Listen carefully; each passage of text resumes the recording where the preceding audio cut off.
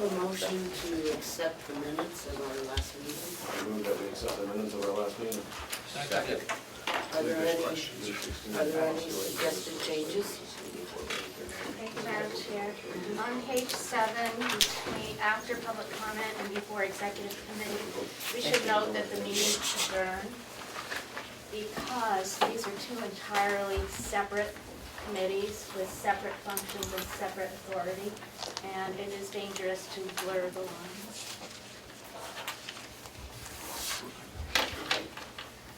Melissa, Yes, did you hear what she said? I did. So if I understand what you're saying is that because we held a separate meeting afterwards, you would like us to show that we adjourned. So there are two issues here. One is that each meeting needs to have its own set of minutes, and the other is that people need to know when a meeting ends. That's why we adjourn a meeting. They need to know that the meeting has ended and no further decisions will be made, and that's why we put in the minutes Okay, that so, the meeting has so you're adjourned. suggesting that we add after paragraph what? It would be on page 7. Okay, Before the executive committee, but after public comment. And note that it adjourned. And in the future, we should know what time the meeting adjourned. okay, I don't know that that's necessary, but that's fine. Okay, thank you. Explain. Okay, yes, I have some questions related to them, Well- not right, so I don't know if after you approve them or during other business, if you would like to entertain questions then, whichever's fine with me. okay. All right, Representative Ticehurst has recommended that we show an adjournment in the minutes. Anybody have any additional comments on that? Yes. Would we have to show someone we started the next part? I don't have the minutes. If we adjourn one, are we then Yeah. into an illegal meeting or something? Not a problem. Okay, all those in favor of the change that was recommended by Representative Ticehurst? Aye. Aye. Opposed? Okay, all those in favor of the minutes as amended? Aye. Aye. Opposed? Thank you very much. We'll get that done. Okay, the third order, financials. Appreciate us getting them, whatever day it was, Friday, so that we had an opportunity to review them. Are there specific questions that individual members have on the financials? It's actually just a comment. I like that we're printing on both sides. Thank you. Any other questions?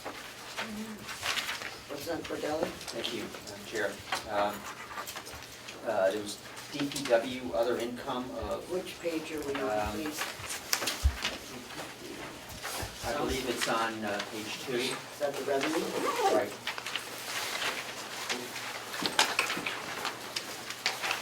There was other. Can we go through the expenditures Oh, first? okay, sure. Does anybody have any questions on the expenditures? Yes? I just have a few quick clarifications, I guess, rather than questions. On the first page, on the county auditor legal fees, all of that is paid, and it is not expected that there will be more costs for the auditor? Correct? That's correct. Thank you. So that's 31,000 left over, according to this? No. 465. Oh, I'm sorry, I'm on the wrong line. But, May I ask that you cite the line item? I think it makes it much easier. 4102,001. And on 003, the legal fees, we were expecting that there were gonna be more legal fees. Is it showing somewhere else, or is there no, are there pending legal issues? There are Yes. always pending legal issues, and what you may be referring to is a separate settlement that came out of fund balance. Okay, thank you. He's really asking, I think, Go ahead. are your pending legal issues going to consume $31,000? We don't know at this time. But as of now, you know, this is where we are. So this is what Well, we, you know, that's kind of a runaround. You know, you have 10 cases, I don't have a pending. crystal ball now. you have 2 cases pending. I think that's where we're trying to come from, you know. Currently, we have 3 cases. Okay, thank you. Go ahead. Thank you. On page 2, 4102, 093, property and liability insurance. That obviously is something that's paid once a year and you don't have, or is already paid and you don't have any other expectation that it's going to be, that there's going to be a need for that? Correct. Thank you. On page 4, the Sheriff's Department, 4140, line 005 in overtime. I'm just wondering if we're going to exceed the budget line on that item, and is there any concern about that? We have a pending line item transfer. Thank you. I think maybe a few of my questions are gonna be those pending line item transfers, thank you. And the same in forestry salaries, line 019. We've spent 11 and a half of the 13,000 line. And we're just about, I think it's done. Thank you. When you say it's done, there'll be no other charges against that. It's the Kangamangas Highway. Got it. In the dispatch center, 4142 overtime, also possibly a line item transfer, thank you.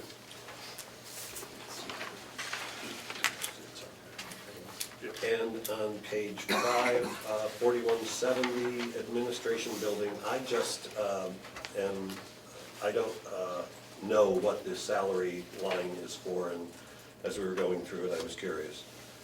Is that a piece of a different position, or is that? Yes.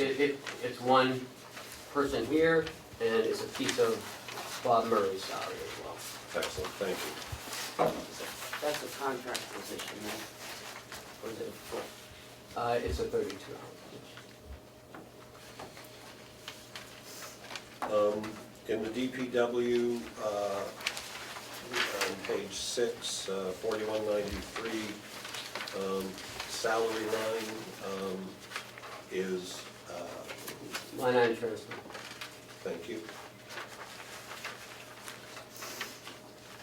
And in the jail and house corrections, page 7, 6100 account, in the mental health line, we have spent that amount. Is there going to be more expense on that? No. Thank you.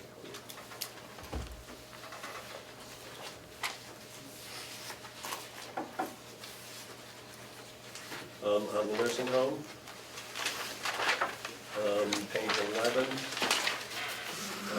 auditing and legal expense is pretty much spent. Will there be more? We do have one more item.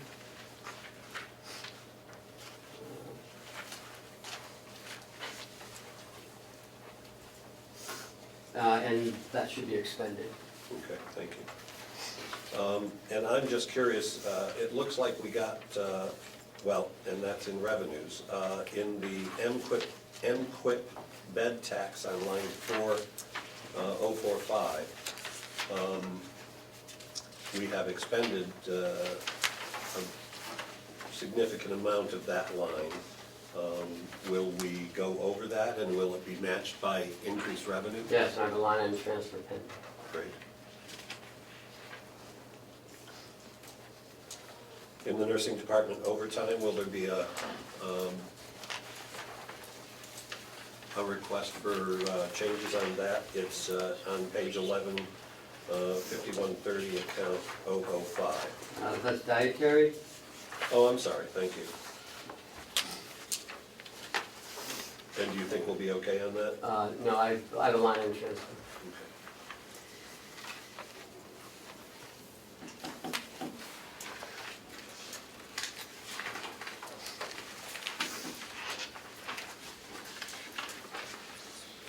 In the recreational therapy department, just for curiosity's sake, page 14, account 5191, the Social Security and Medicare expenses are higher than would be expected. Either was there a change in staffing that changed that cost? No, it was a miscalculation in the budget, but I have line item transfers. Thank you. Covered on. And in the special services department, we've expended the criminal records amount. Will we be looking for a change in that too? No, but that's a prepaid and we're paid through the end of the year. Thanks very much. Is it because it's a service? I'm sorry? It's a service that we contract for. We're with the state police. Right, so you send them up front Yes. $26,000? Or 2,000, No. 2250. $2,250? No, we send chunks of $250 to $300 at a time. And that's the end of my questions on the expenditures. Okay. I was a little confused about the column, year-to-date posted and in process, which is the second to the last column. And I'm trying to understand the rationale of what goes into that. Because I see in some cases, like salaries have all been in process or whatever. And I just don't, I just happen to be on page, I don't like that page. I happen to be on,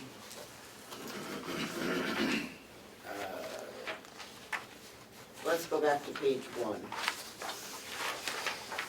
And look at line item 10,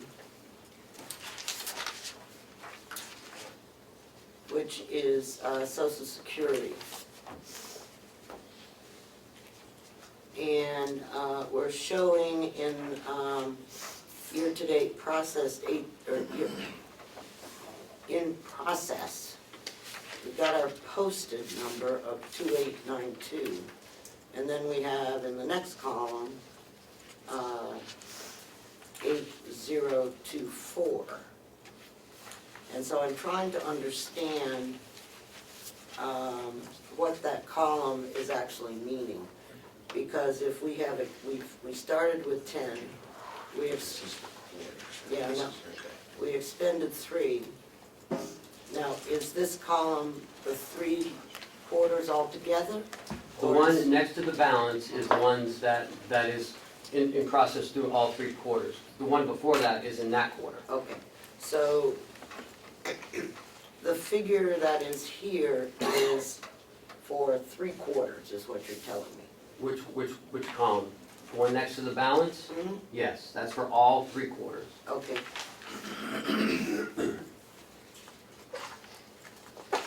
And so where we're showing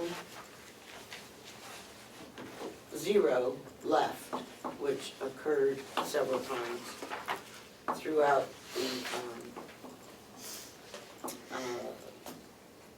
the report, does that mean, and in some cases it appeared in salary lines, What is that telling me? That you fired the person, now getting no pay for the last quarter? Or, I mean, Can you give me an example of where you see that in salary? well, yeah, I can. But let me find it, we'll go on to revenue.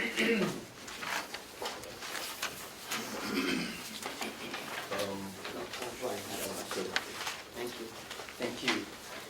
On page 2, farm income, 7,000. Other income line, 099 account.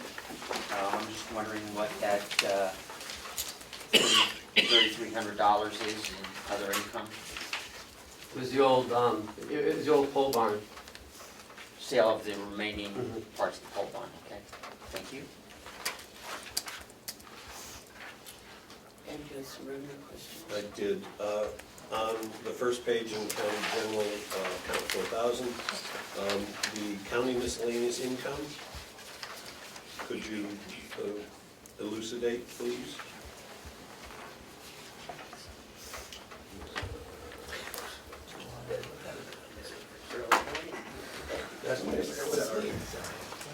That consists of $40.16 in restitution, $54.65 in the mirror net rebate, $1,000 for the sale of a compactor, $1,700.45 for a timber cut, $10 for pistol permit, $17.52 for abandoned property, another $61.30 in the Marinette rebate, and $4,169, something that I cannot identify, but I can get you information because it's abbreviated here. and I Thank don't you. recall That was what it line 024 in account 4,000. Excellent, thank you.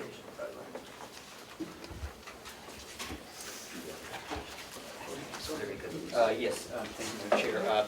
Just curious about what revenue we would be getting from abandoned property. I don't recall exactly what it was, I can look it up. Was this a sale of some abandoned property that the county owned? I'm not sure. I'd have to. We don't know. I'd have to check on it. Okay, so you let us know. And if I could, thank you. On the jail and house of corrections income lines, there is an amazing amount of income, and I You're welcome. and I understand. I'm sorry? I said you're welcome. And I just wondered if you could talk about that a little bit so that we understand why it's so good. Jason has quite a reputation in the state, and we get a lot of boarders that they want to come visit him from other Nice. counties. Are they more federal? We've received none from federal. This is other counties. Thank you. Because our accommodations are so nice. Just, you know, just like your place. They're excellent. I think it's the food.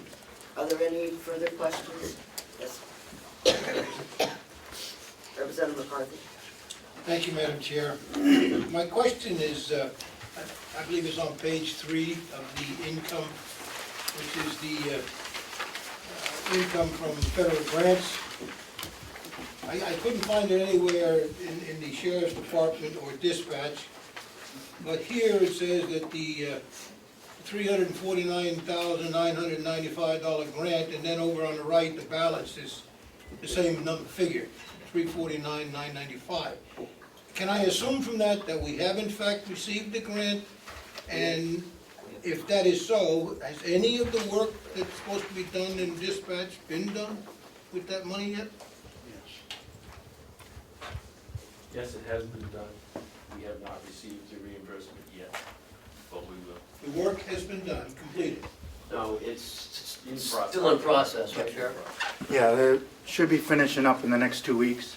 they're in here now and working in the cold room, putting in the consoles and wiring them, so they're almost halfway done with the 4 consoles. So next couple of weeks, they should be done. I will be putting in for reimbursement this week for what has been paid out already. So the full amount has not been paid out either, so.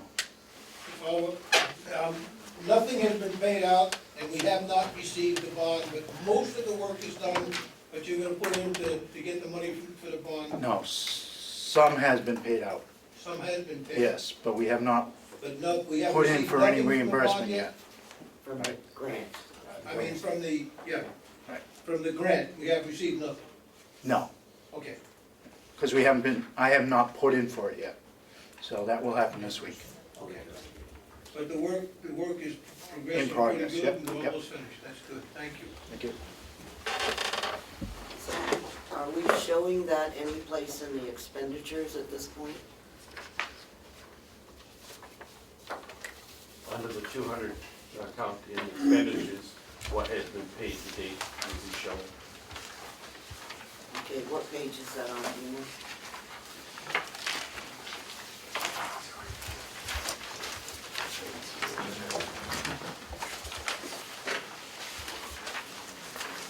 What's that page 10? Page 10, yeah.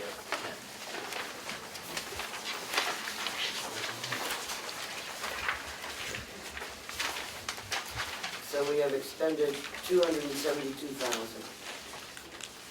200, yeah. Yep. And we have, if I'm hearing correctly, we have not requested any of that at this point. Correct. That will be requested this week.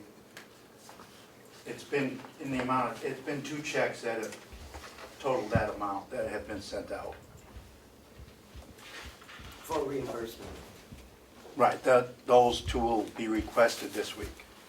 But And it, are we like 100% sure we're gonna get the money back? that was the contract, so yes. Okay, thank you. Representative Cordelli, were you finished, Representative? Yes, thank you. Thank you. On page 1, the county general 4,000, line item 36, the unincorporated places income. I think this dates back to our previous discussions about the $9,000 that was due annually that had not been paid previously. So could I just get an explanation of where we are with that and what the agreement was for repayment of prior years? We received 2015 in February, we received 2016 in September. Okay, so we're not going back further than 2015. Right, but it had not been paid for several years prior to that, is that correct? Yes.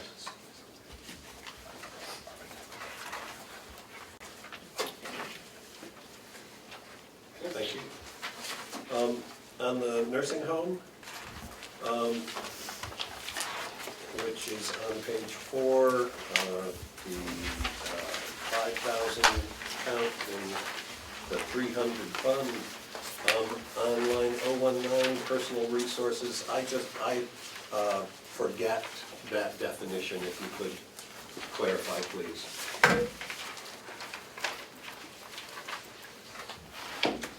Personal resources, we receive, that's actually Social Security.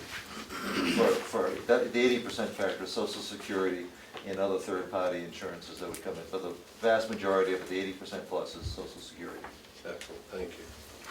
And as long as you're standing, Mr. Chandler, on line 044, ProShare, we did pretty well. We did. It's unpredictable, we can't tell you ahead of time, and we're optimistic for next year, but that's largely in the hands of you all with the state budget. So we're hoping you'll be as generous next year as you have been this year. Thank you. Only if you can. Are there any further, Leno, Representative Leno, you had a question? I think it's just a process question. Are we paying the work that's done at the sheriff's office out of a particular line item before we get back the grant money? I would assume. You have to spend it in order to get the reimbursement. Thank you. Okay, any other questions? All right, you asked me to point out an area where this was a problem, and that is on page 6, the salary line in PPW shows you're at 93%. So this is obviously, you're showing you've got $7,600 left for the remainder of the year. Yes, but you said there was a 0 in there or something. Well, there is, but I was looking at that one right now. There's Yeah. a transfer in for that. Pardon? There is a transfer in process for that one. As you remember, when it was reduced in April or the end of March, we had already paid out 3/4. We had to lay off an employee, and there was a payout of accrued time. So that's where we are. Okay, and so accrued time didn't come out of your... We don't have an accrued time. What we have back on page 2, under 4102, accrued benefit pay fund, we put 151,000 in there. That's just for the medical. It's medical deductible. only. That's only medical deductible, so maybe we ought to change the title of that. So we take the pay out and use the term medical fund, We could do that on the next budget. because it obviously is confusing, at least to me. Or we can leave it in there and we can use it for accrued payouts. It doesn't sound like it makes sense. That's what I would do. Sounds like it makes sense.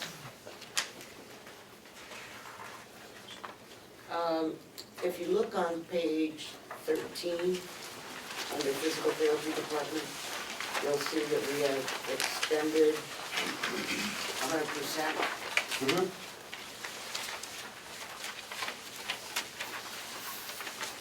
Yes, So is that person not getting paid anymore? they are no longer there.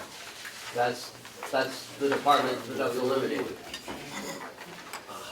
Okay, and so we, yeah, Oh, yeah. and so the budgeted numbers for overtime and salary were expensed in the first 3 months of the year, is Yeah. that what you're telling us? Okay, all right. Let me look at my revenue numbers here. Just a couple of additional questions here.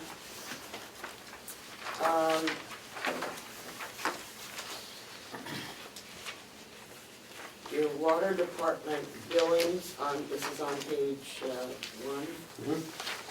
4,018.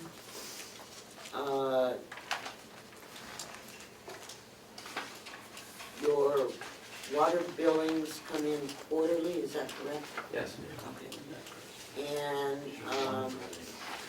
when is the next payment? When is your quarter up? March, June, September, December. Okay, so you're expecting $9,700 to come in October? In October? Yeah, because this is through 30 September, and you have a balance remaining of 9,000. Right, so the December one you must be referring to. December, you don't, if you bill in December, you probably don't get the money till January. Right. But if you bill in September, the money should come in October. Right. So you're expecting $9,729. I'd love that to happen. I don't think it's gonna, but I'd love that to happen. If you look over the last 3 months, we've only had 18,000. Yeah. And is that because we're not billing? I mean, or is No. it because they're not paying? We're billing, everyone's paying, we're right on top of that. I guess our budget numbers were a little too high. Well, I mean, we know how many customers we have, we know what we charge, how can Mhm. we be too high? Well, some people, use more water than the others. The water amount's not the same every quarter. They use more in the summer and in the fall than they do in the winter and in the spring. I well understand that. Okay. I just want to make sure that if people aren't paying, that you're turning the water off. No, ma'am, we are on top of that. Everyone's paid, everyone's just about up to date, and we are right on top of it. I can assure you of that. All right, that's good to hear.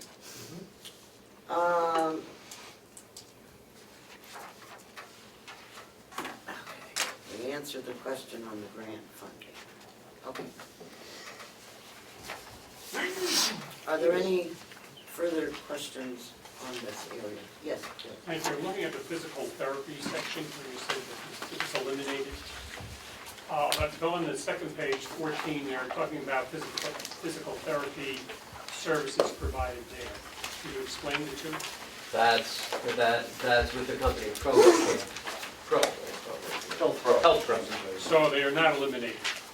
There are, I guess the point is, There's a difference between our restorative nursing, that's no longer there anymore, and the skilled company that we hired, Health Pro. well, I understand that, but when you said it was eliminated, it was afraid the public who was watching might No. think we're not providing physical therapy. Restorative. So I'm trying to clarify that. Okay, are there any, yes, Could I revisit an item and just get a little explanation if I you could? can do anything to it. Thank you, Madam Chairman. Within reason. Back on general fund, 7,000 farm income, item Excuse me, Representative, are we 99, in expenses or revenue? income, Oh, income. page 2. Farm income, be 7,000. Item number, I guess, 99, other income. The explanation, $3,297.67 was the proceeds from the blown down barn, From the pole barn. which was insurance money that we had received. We So have, it's the one that you actually bid on.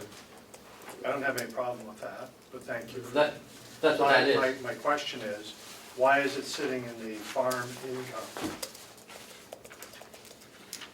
And not sitting under page 1,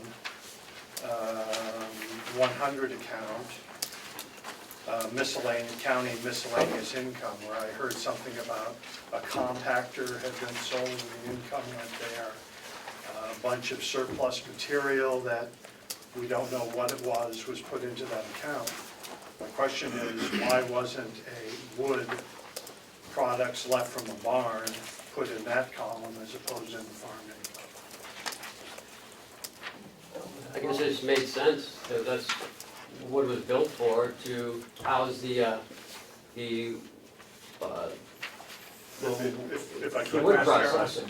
Okay, yes, But just following that line of reasoning, the compactor that was sold, was that something they used in the nursing home? Compactor's a county item. Everyone uses it. I believe it's put in the wrong place, thank you. Can I ask you a quick question? yes, you may. We got insurance proceeds from that at one point, right? So where did that, where was the proceeds from the insurance policy? Prior fiscal year. That was last. Well, I get that, but where was it what line was it in? Was it under county general Probably, miscellaneous it was income? probably in this line because it was a piece of farm equipment, a part of the farm operation. I don't think it'd be in this budget. I understand that, I just was asking where it was I was in here the night. contributed. It predates, them working here. I mean, they can go I look know, it up but it and find doesn't- out. I mean, they just don't. For the record, I fully understand that didn't happen this year, I'm just trying to find out what account it was attributed to when it happened, okay, is that? And the answer is, they don't know right now. Okay. They'll find out and Thank you. get back to you. And the commissioners don't know. Well, I don't expect. I don't know precisely. We I was just before I was a get the answer. commissioner. Representative Levy? Did you want to go back? I think what Representative McConkey was trying to make is that the pole barn was an asset of the county, not particularly an asset of the farm. It should be included in the county miscellaneous income because an asset was sold. I think that's probably the argument he's trying to make, which to me would make more sense than incorporating it into the farm. That's opinion. As long as it's not, yeah, as long as it's not considered farm income, really isn't, it's asset sales. Right. Because we won't be able to recoup that, or we won't be able to do the same thing in future years. Representative Gilly? Thank you, Madam Chair. Just a question on page 3, the victim witness grant funds. We're at 21%. Are we on revenue or expenditures? Revenue, I'm sorry. Are we not getting the amount of the grant that we expected? No, we are getting the amount we expected. Okay, There and has so that been- should be coming in the fourth quarter, the remainder? The victim witness grant has been a bit of a challenge in terms of filing for expenditures. They, it turns out, operate on a different cycle than the county does or the federal government does. And they ended their grant year 90 days quicker than I thought they were going to. So we've been playing catch-up on that, and everything has been filed properly, it just hasn't come in yet. They work on the state fiscal year, June, July to June. Yeah, even though it's a federal grant, they operate on the state fiscal year, and that took me by surprise. All kinds of surprising things go on. Okay. Madam Chair, before we leave this, I believe as Representative McConkey has asked each quarter that we give him an account receivable update. So Howie, if you don't mind taking that out.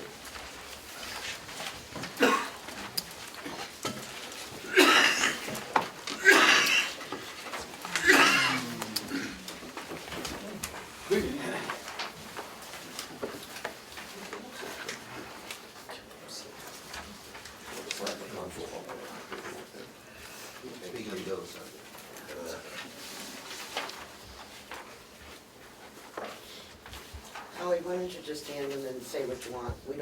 You don't need to walk around. I can go. Thanks. That's my home now.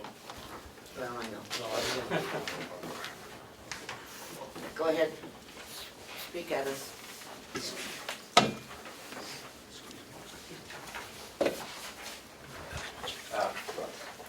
Are you going to have something to say? What you're seeing from the top is the July 2015 to December 15, 6 months of the previous year, where we averaged 98.49%. From July 14 to June 15, the year previous was 97.45 for an average of 97.8. As you drop down to the bottom section where it's January to June 2016, you'll see that for January, we're up at 98.65. So what we're seeing is an increasing trend of improving an already good result to a truly excellent result. And this is all attributable to Paula. She stays on top of the detail. She stays on top of the state. We're talking about third-party reimbursement. you'll see as you go from January to September, most recently, it's 69.58%. But that's, we're only 45 days out. But when we start getting back into 9 months out, we're at 98.65%. That's only 9,000, well, rounded up $10,000 a month. And don't assume that $10,000 a month, that $10,000 isn't recoverable. As we get out further, we'll be receiving even more of that. Well, thank you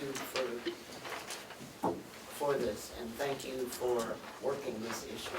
Well, Because it's, again, it's all attributable to Paula Coates in the office, who is a one-person, workforce for our receivables and doing a great job with it.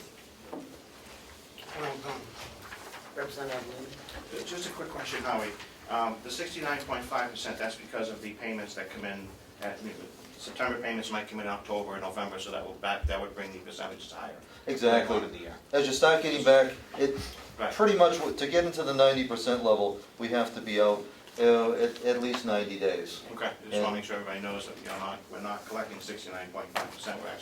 We'll be higher as the year progresses. Oh, exactly. At 9 months out, that number will turn into 98%. Thank you. Representative Cordelli? Thank you. Am I not correct that it's also attributable to the fact that we are now doing an automated submission rather than a manual process to keep track of these reimbursements? That's correct. Prior to July 2014, we had a mix of submissions, and some of them were still being hand done, but now we're fully automated, and it's made a wonderful difference. The recovery amount ends up being the same, but it's a lot faster, so that our receivables are, I'm going to guess, cut by a third or more by being automated. That's great. Okay, thank you very much. I think we've gone through with that. Our next issue, the next item on the agenda is the update of the House of Corrections drug program.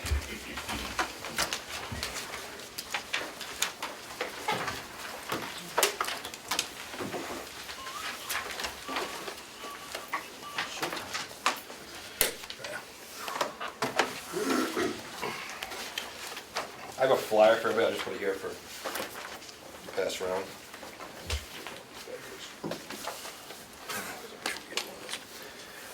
Currently, as of September 19th, we started what's called the TRUST program. It's not exactly a drug program, it's a re-entry program. TRUST stands for Transitional Reentry Under Supportive Treatment. The program is a cooperative-based program with the courts, probation, public defender's office, county attorney's office, outside providers, sheriff's department, everybody within the community.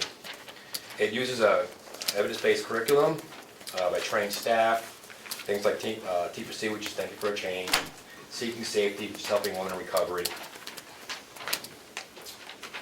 With the full-time, the way that it works is we have a full-time schedule. Thank You for a Change, all these classes have to be offered for men and for women. So we have to have 2 classes going on every day to meet these needs. With that, we did hire the full-time mental health laid act person. And I just would like to throw a couple of things out there that his weight isn't in gold. Right now, we've done several IEAs, which is involuntary hospital admissions. Take up a lot of time, it's a lot of paperwork, and knowing what to do with these people that need special help getting down to the state hospitals, kinds of things. He's already done 3 of those, and a 4th one that he worked on, which he had to go over and actually testify in a probate hearing, which kept this individual in receiving help for the next couple of years. So that's been very helpful. He's written several mental health plans. As you know, we have a lot of people dealing with co-occurring disorders. When they come in on their drugs, once we can get them off of that, dealing with medical and mental health, the next step is working on retraining their brain. And that's been a big piece of this. We've been also collecting data. For the next 18 months, we're collecting data. Things like age, gender, ORAS assessment, number of children, marital status, if they have a GED or HiSET program, last day of use, first day of use, when they, how old they were, PTSD, their military employment, housing, a bunch of data put together, which gives us a picture, a snapshot of this person, so we can follow them in their transition back into the reentry into the community. It helps drive our program come down the road. It will also help drive, we'll be working on a grant, the Second Chance grant, to come next month to help us out with these programs. A few things we'll be looking for is additional training for our staff. Since the 19th, we're doing well. I have the case manager right now. She's in a 3-day training seminar, so she can help teach another class. But we're going to need additional training for staff next year. The grant will cover some of that. Possibility of half-time LADAC, so our mental health / LADAC person can actually have a day off and classes still resume, and the transitional piece still resumes. The case manager has been setting up all kinds of, every case plan for every individual comes in, so when they leave, they know where they're going, they have a first appointment scheduled, what's in the community to help them. We haven't quite started on the fall piece tracking them yet. Okay, that'll be coming down the road, because we've been focusing on trying to get the program up and running. They're still learning how to teach it. They're still learning how to be a case manager. So that piece will be down the road. Before we leave that, which inmates or whatever, clients, whatever you call them, are eligible for this program? High risk and high risk offenders and those that have been sentenced. Okay. Usually we'd ask the court to recommend sentence into the program. Because you need them there, ideally, it'd be great to have them for a year, because then we can do the program. Then they can step down to either farm, work release, transition way out. But the key is when you sentence, 60 days would be the minimum, 90 days would be more ideal, or even a year. So if I'm arrested and sent to the county jail, or House of Corrections, and then bailed out, waiting for trial, nothing occurs with me. Once you're out anyways, there's nothing, I don't have any hold over you. Okay. So, If you're pretrial inside waiting, okay. we try to put them in some of the classes that we can do. We can't do all of them because, like, Thinking for a Change, it's a 12-week intensive course. Seeking Safety, they're all more long-term. We will try to get in pretrial what we can into some of these programs do fit for them. Anger management, some of these things do work for them, but not the cognitive-based long rehabilitative programs. But the case management piece, still helping them find where to go and transition the community, still follow up is a huge piece. And how does this interact with the New Hope program? New Hope is a probation program. It's not actually driven by us. We do have a person that sits on the team, New Hope team. Probation, New Hope, again, is one of those people, they have a last chance. They have high risk for substance abuse. So it's two separate programs? Two separate programs, but we do work with probation, and if they get violated and come back to us, we have the mental health and case manager to work with them, and they may be going back out to New Hope. With New Hope, it's supposed to be quick sanctions when they violate and back in, and we have a piece now we can reassess them that we weren't able to before, and help them get back into the New Hope program. So there's those pieces. Felony First, that's going to be coming up, will also tie into our programs. Because early case resolution, which is what they want to do, when it goes up to Superior Court, when they get the early case resolution, an option for them will be, because these people are obviously on a felony level, a lot of them are for some sort of substance abuse or issues, will be able to work on creating a deal, and part will be is going down to our programs. So our thought is in the future, as moving forward, a lot of those cases are going to have being a recommendation sentence to our programs. So that, last thing we found is first going to start January 9th, but I know there's some talk of, It has been, Yeah, yeah, it it's has been been delayed changed. until 1 April. 1 April. So, and when Attorney Andrews, he talks to us, we'll have a discussion about training and where we're gonna do that. So, And we've already met with the Public Defender's Office. We'll meet with them again. Jesse Freeman, who's the Public Defender, is on board. They're doing it on a Belknap. This county's a little different. It's hard because we're the only county that actually shares a Public Defender's Office. And felonies first, you're actually supposed to go in front of a judge. So if they're over there, not here, there's some things that we worked out, let's put it that way. But they're on board. I've talked to the county attorney's office, and we're gonna do more discussions and follow-up as they get their stuff stabilized over here. The providers have been great out in the community. We've met several times, very much supportive of the program. Chiefs of police, 100% behind this program, and already trying to recommend to the courts to put more people into the program. So far since the 19th, it's been going very, very well. Great, thank you. I'm thrilled, just absolutely thrilled. Representative Butler. Thank you, Madam Chair. Can you tell me, you talk about case management, does everybody who comes in, whether sentenced or not, get a case manager, or is it only those people who are after trial? Well, we put that, and we book in 1,200, left out 1,200. If they're real short, only a couple days, no, they're not seeing a case manager. If they're pre-trial and they're gonna be around for a little bit where you have to classify them, they'll see the case manager who helps with classification along with the programs director. So they will see case manager piece to see what we can help them with. Put them in contact with DCYF if they need to for visits with their children, Medicaid, Medicare sign up. So whatever we can do for the length of time they're there, the case manager will meet with them. But a lot of them are just in Friday, Monday type deal, so that won't have time. Follow. So do you feel that in terms of pretrial people who are incarcerated, you have some umbrella of ability to help them before they're gone? Yes. Between the case management piece now, we also have Lieutenant Phillips in programs who also meets with every person that comes in as well to see what programs we can kind of put them into. And the mental health piece is huge. If they're there even for a short duration of time, they try to get assessed by the mental health. And obviously our staff, if they see stuff, this is where the more training comes in. Some have been trained to identify mental health issues, and we will continue working on that and refer them to mental health. So even if they're there for a couple of weeks, most likely they're going to be seen by medical. PA comes in once a week, and mental health is there now 5 days a week. So they have a really good opportunity to be seen. Plus the mental health provider we had used to work for Northern Human Services.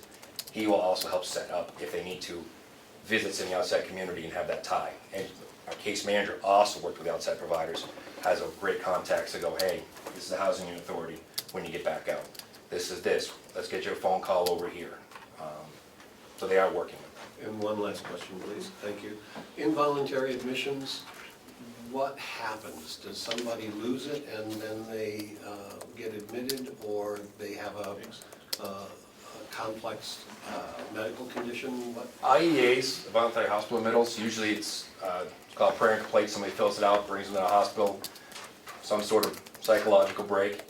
The hospital does an assessment on them. Now, if they're on our piece, on our end, usually with those, is we hold on to them if they can't be assessed at the hospital at that time for intoxication or whatever reason. Then the PD comes, picks them up, or Sheriff's Department takes them back to the hospital. We too can also initiate IEAs. If the person is having a break that our mental health person is not able to help correct, we have outside contractor we work with, and if it's past that point, we will do IEA, we can do the prayer and complaint, and that's where our mental health person will start making the phone calls and contacts and see if they belong at the state hospital or further assessment, work with our doctors. They're complex pieces, and sometimes it's just a one-night thing and they go get evaluated and then they're fine, and other times there's something more substantial going on. Thank you. Representative McCarthy? Thank you, Madam Chair. The program sounds just wonderful to me, terrific. My question is, I know that your people go through a lot of training, it's expensive, and there are only certain people who can do that. Does a person have to commit a crime to be able to take advantage of all of this? Or can they volunteer, just come up to you and say, look, I'm a user and I'd like to get into this program? Is there any avenue for that to happen? Not for us. They couldn't just come up and say, I want to be part of the program, because we couldn't let them inside the jail. If somebody called and asked for references of where to go, we have a bunch of references of places that we can refer them to. There are LADACs, mental health in the community, we have a lot of resources. I put that out when we talk to chiefs, police, and providers. If somebody called us, we'd be happy to put them in the right direction of where they can go. There are a lot of good things in the community, don't be wrong, so there are places we can direct them to. One follow-up, are these as good as you guys are at what you're doing? Nobody's as good as us. Yes, they're just as, they're good. They're licensed people. These are people that care very much about these people, and will bend over backwards for them. They do whatever they can to help them out. So in this community, yes, we are small. We don't have as Manchester resources, but we do have some resources to send them to. Representative Cordelli? Thank you. Thank you, Madam Chair. With the ongoing tracking that will be done and after release, is that a voluntary program on the inmate's part? Good question. Two pieces. One, if they're not sentenced to probation afterwards, then yes, it'll be more a volunteer type basis, and we call them, hopefully they'll work with us. The key is they get on probation, they still own them, and we work very closely with them, because they're still gonna have to report, they're still have to do urinalysis testing, and it'd be mandatory for them to report with them. So we'll be working back and forth to collect data back and forth. On the people that you are tracking, will that be an automated system to track that information in terms of employment and follow-up treatment and so forth? What do you mean by automatic? It's Automated. Will you be keeping track of it on a computer? Yeah, yes. Okay. Actually, our mental health LADAC person already all set it up on Excel spreadsheet, everything adds up and everything else, so it's already done. It's gonna be working with the outside consultant who's been also checking with it, and the outside consultant's been wonderful. There's weekly phone calls with him, follow up with him, guiding and directions, because this program is different than some other county's program, or even somebody's different throughout the country, so it's going very well. The reason that you have to track it is that after 3 years of operating this program, you can then apply for a state grant, and it's 3 years, yeah. Then, it's 3 years, right? Well, it depends what grants are out there. I'm Felonies, talking state grants. Okay, the state grant for the drug court that we just passed. So you have to have empirical evidence that shows that your program is doing some good. Okay, so which, that's, you exhaust the federal grants first, that's where the second chance grant comes in. right, but that's the third, you know. Right. Go ahead. My concern is with confidentiality and privacy. Who will have access to this information on the follow-up tracking? That depends on, some information will be just our mental health and programs people, but some is shared with probation, outside providers. There are different pieces that can be shared for tracking, some that can't be shared. But Are there provisions in law about what information can be shared? Do you know? off the top of my head, no. If my mental health person was here, he could speak to that. There are some provisions, though, under different things between HIPAA and all this stuff of how it can be shared, who can be shared to. So there are some provisions. Right. How long will that information be maintained? You know, is it 3 years or is it longer? You know, again, confidentiality and privacy. You know, is that information on that person maintained indefinitely, or is there anything also in statute that they can request their information to be expunged, or is there anything in statute that says it would be maintained for, you know, 5 years? Yeah, I'd have to look, and some of the data we're collecting 2 different ways. One is nobody's name's on it, it's housing, it's this, a follow-up, some of their own stuff. Aggregate data. And yeah, and it goes into their own personnel, it goes into their own file. All these inmates have their own file that is locked up. Only people who have access to it are the ones that actually need it, so it's not something that the general public would be able to get their hands on. Would the people who do have access to this information, do they, or will they sign any kind of confidentiality agreement? Yeah, they're under confidentiality, yes. Yes, go ahead. Thank you, Jason, for doing what you're doing. It's been a long time coming, and it seems that you're going in the right direction with this. The second part is, Is there a process if somebody comes in like a Saturday night and they're in crisis? Is there a component that allows them to detox or get into a rhythm or something that they can have a safe area that they could, get out of there? Yep, a couple of things. One, usually they're separated and put in a place that they are safe anyways, cameras and watching. We have medical on part of the night. Our mental health LADAC person is on call. That's why we put them on salary and on call, basically 24/7 until we get another half-time LADAC. So if the person's in real crisis mode, we'll call them and then they'll come in if he needs to. And the other option is if it's somebody that we really can't handle or really truly has some issues, we'll call an ambulance and bring them down to the hospital. So we have several different avenues, and we have plenty of people detoxing. And the jail's also, within the next month, we'll also have Narcan as well. Thank you.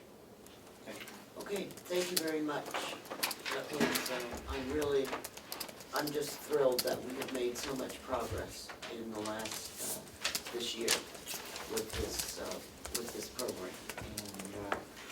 And I know it's, we won't know the results for at least a year or two, but every little bit helps in this fight that we're trying to do. It's a community thing. We've had a lot of help from everybody around the table and in the community, so.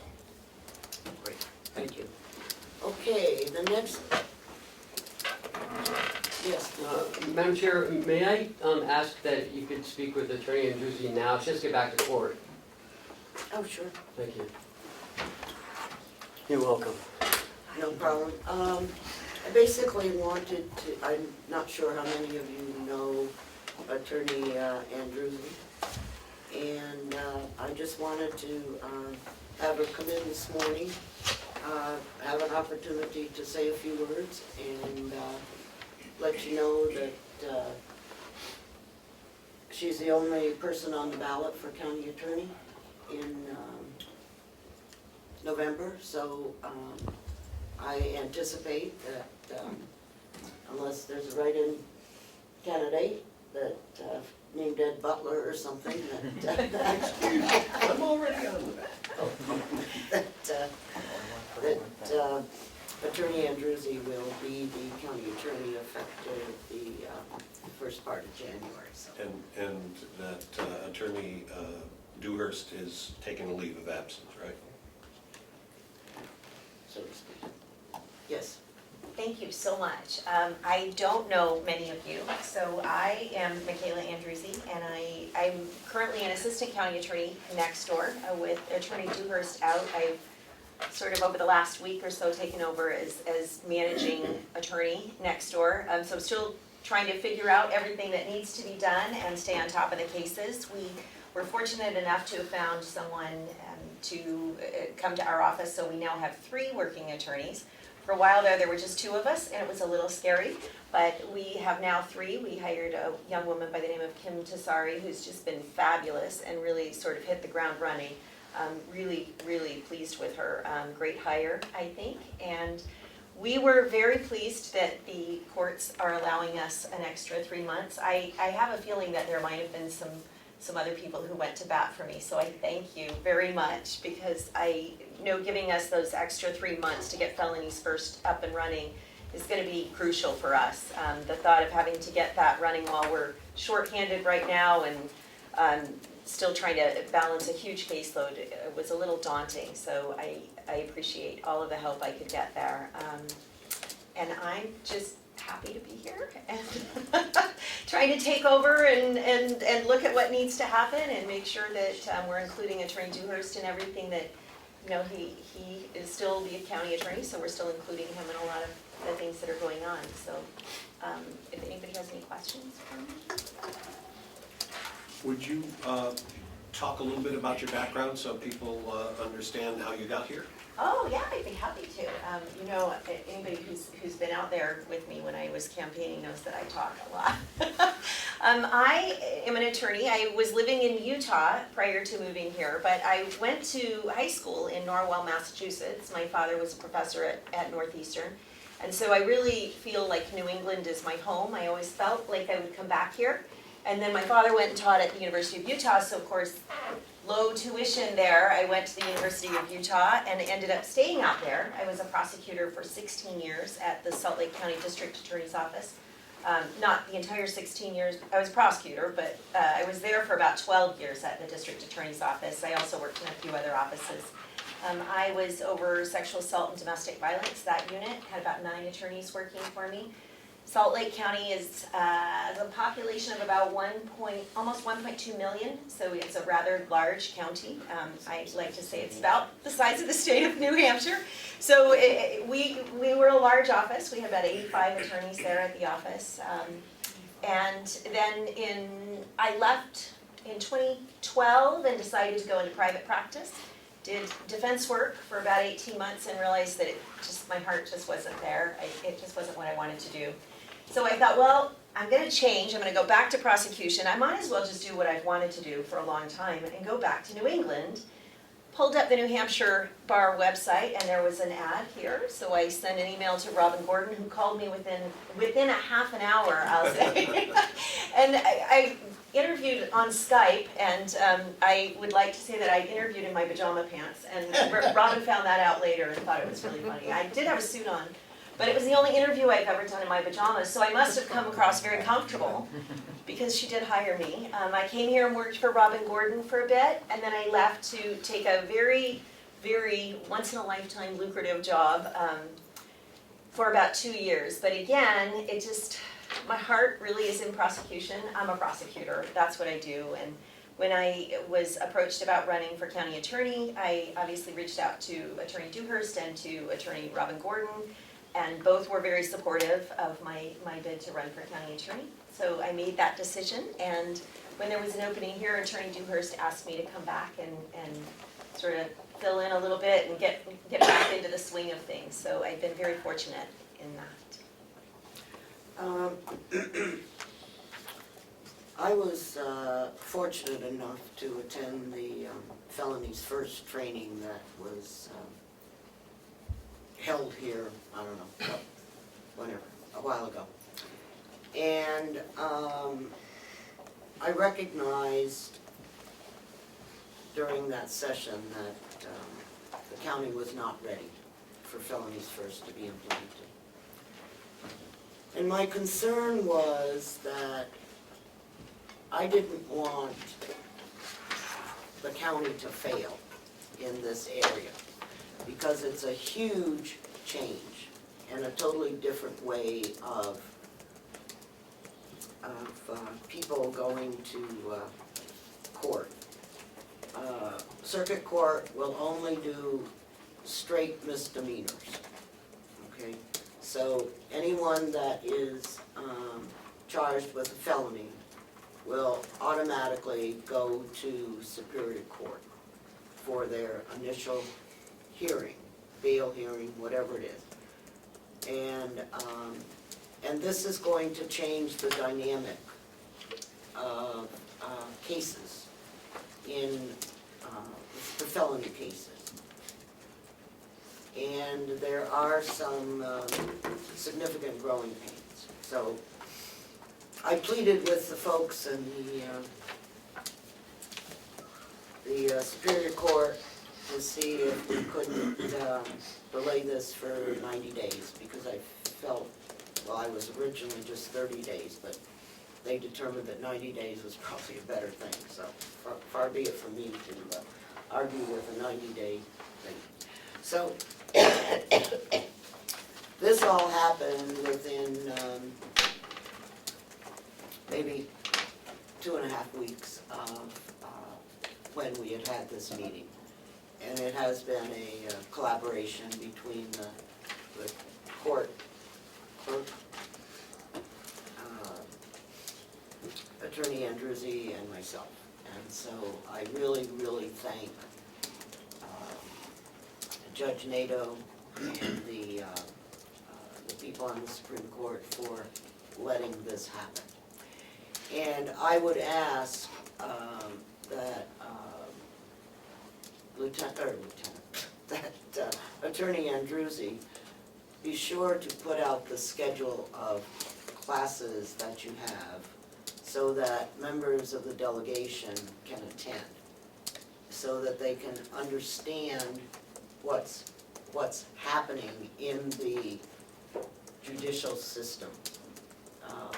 And that we can discuss with our constituents what's going on.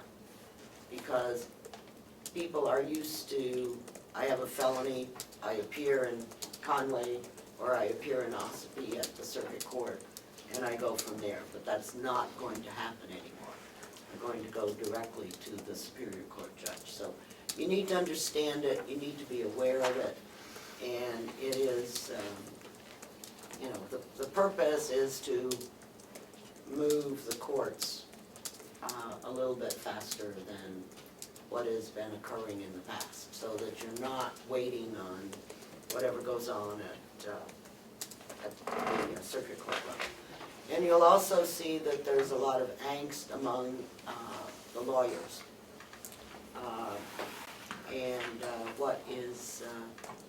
How are they going to be able to react to the short time frames?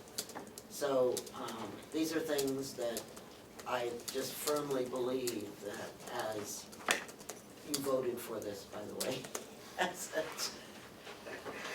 a state rep, that it's essential that each one of us fully understand what's going on in that area. So that's my plea, and I just want to make sure that we get notified of the training and can, and have the opportunity to attend. So I just happened to learn about the training in September through a lawyer friend of mine, not because anyone told me. And so I'm just happy that it all worked out. So, all right, thank you very much. I'm happy to put together a little packet if everybody would like, just sort of explaining what the differences are, how it is now, how it's going to be. I will do that over the next month and get that to you. Thank you so much. Thanks for having me here. And I'm sorry that you're in court. Thank you very much. Okay. All right, update on what's going on with the farm committee.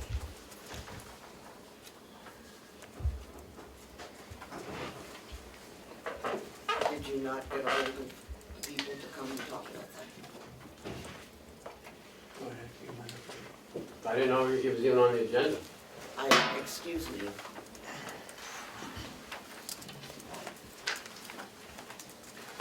I mean, we got Becky Mason here, she's on this farm committee, we'll hear from her. I would love to hear from someone on the farm. Becky, would you mind? No. Thank you. The farm committee has increased its meeting schedule. Would you stand up, please? I'll try. Thank you. The farm committee has increased its meeting schedule to every 2 weeks. We've had a number of speakers come in regarding trying to formulate an RFP regarding feasibility studies. And basically, they're saying that most of any funding that's out there wants to wait until after the election. So our hands have been sort of tied that way with getting any bids or anything out for feasibility studies because of the availability of funds. We've had 2 people come in, one from Massachusetts and one from Northern Vermont, to speak to the group regarding studies, and it's sort of come to the conclusion that they would rather have some listening sessions and stuff before to see if there's any interest in a county-wide cooperative versus just an independent farm area. So we do have an RFP that's been worked on regarding, excuse me, having some listening sessions. The other portion we're trying to do right now is we're trying to drill down the farm costs. The actual cost, which is a little bit hard to do, but we're continuing to work on it. We will now be obtaining our information through 91As so that there is a timeline so we can get the information back. But what we're... Excuse me. You're 91As? This committee was established by the commissioners. So why on earth would the farm committee have to submit a 91A? I think it's to keep a better trail of requested information. Ken brought up the point that, at the last meeting, that there's no, if somebody's out on vacation, they're not gonna respond to a request. We may think it's a holdup, but in essence, nobody's seen that request. So this way, there's a trail of requests for information. We have gotten quite a bit of information. All right, I have no problem with the request for information, but I would suggest that it just simply be a letter. I mean, you are working for the commissioners, okay? You're not somebody sitting out, delving into stuff. So if the commissioners feel that it's imperative that you submit a 91A request, I would be flabbergasted. It's just a way to keep a record of a Yeah, request. well, so- a letter works the same way. Okay, Okay. well, it's going to the commissioners for request of information, whether it goes formal or not. I assume someone from management sits on your committee, so.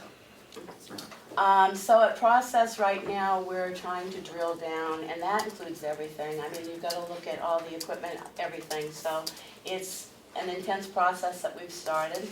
Hopefully, maybe by the end of November, we might have enough details to give the commissioners a presentation of what we found. In between time, we're still looking. We have worked with the delegation is holding a meeting, their Agricultural Learning Center, and if you notice, Representative Comeau was nice enough to combine.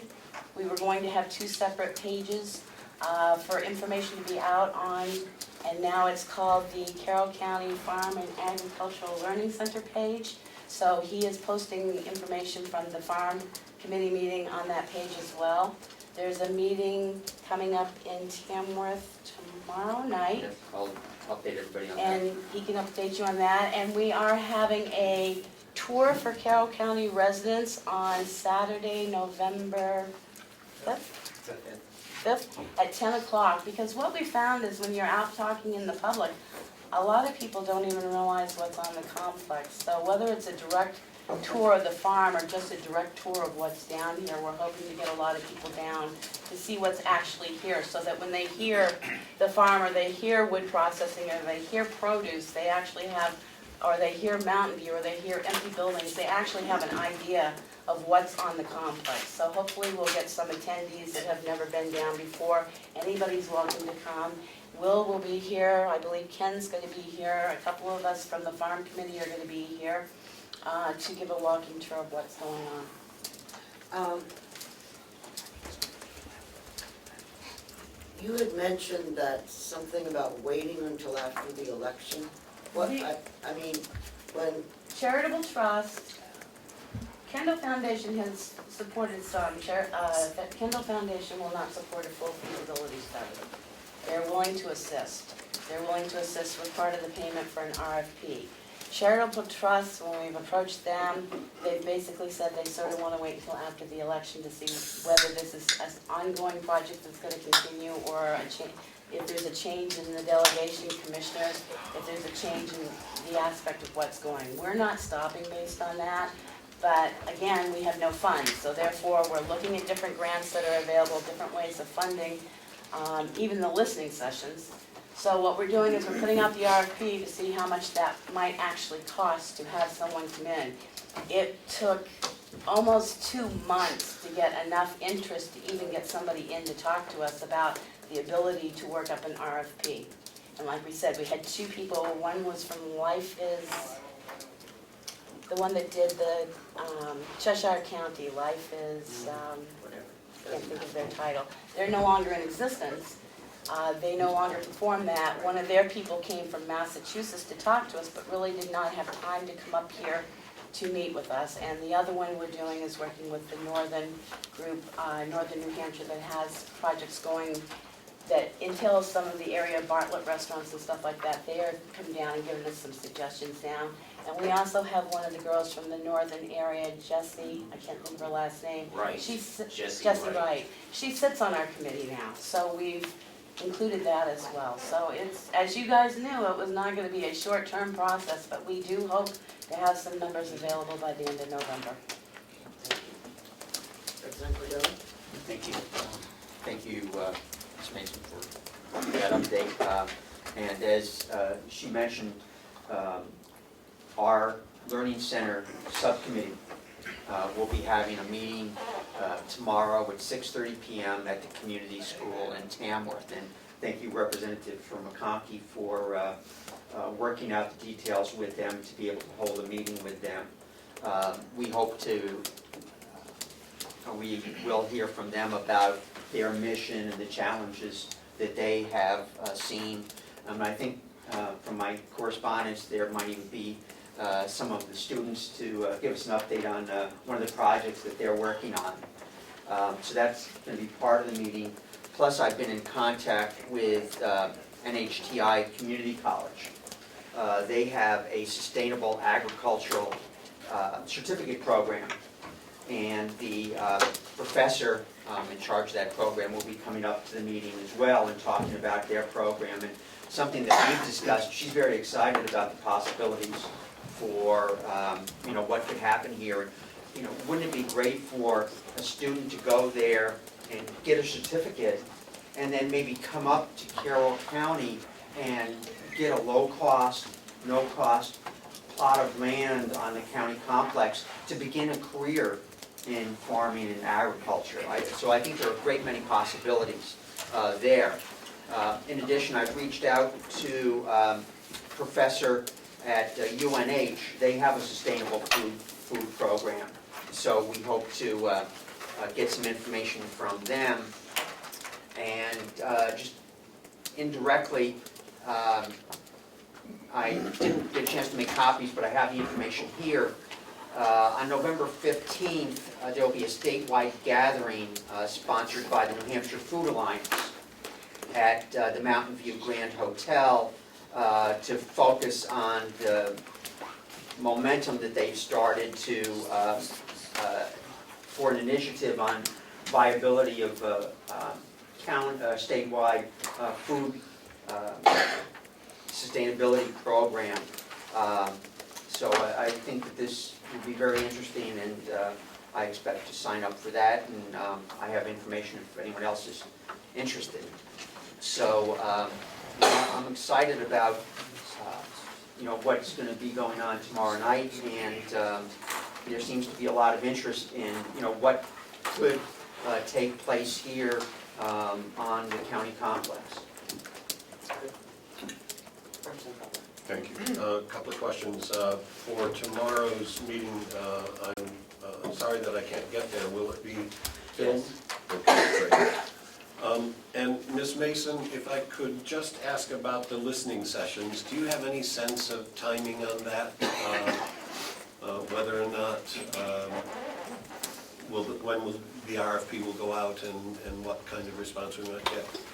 What we had been looking at is getting the RFP out and then having probably a 30-day response time and probably giving whoever submits a probable answer in 90 days because we would have to find funding for it. As you know, our charge was to see what we could do with the farm at no cost to the taxpayer. So where we keep getting a little bit roadblocked that nobody really wants to assist in grants or anything until after the elections.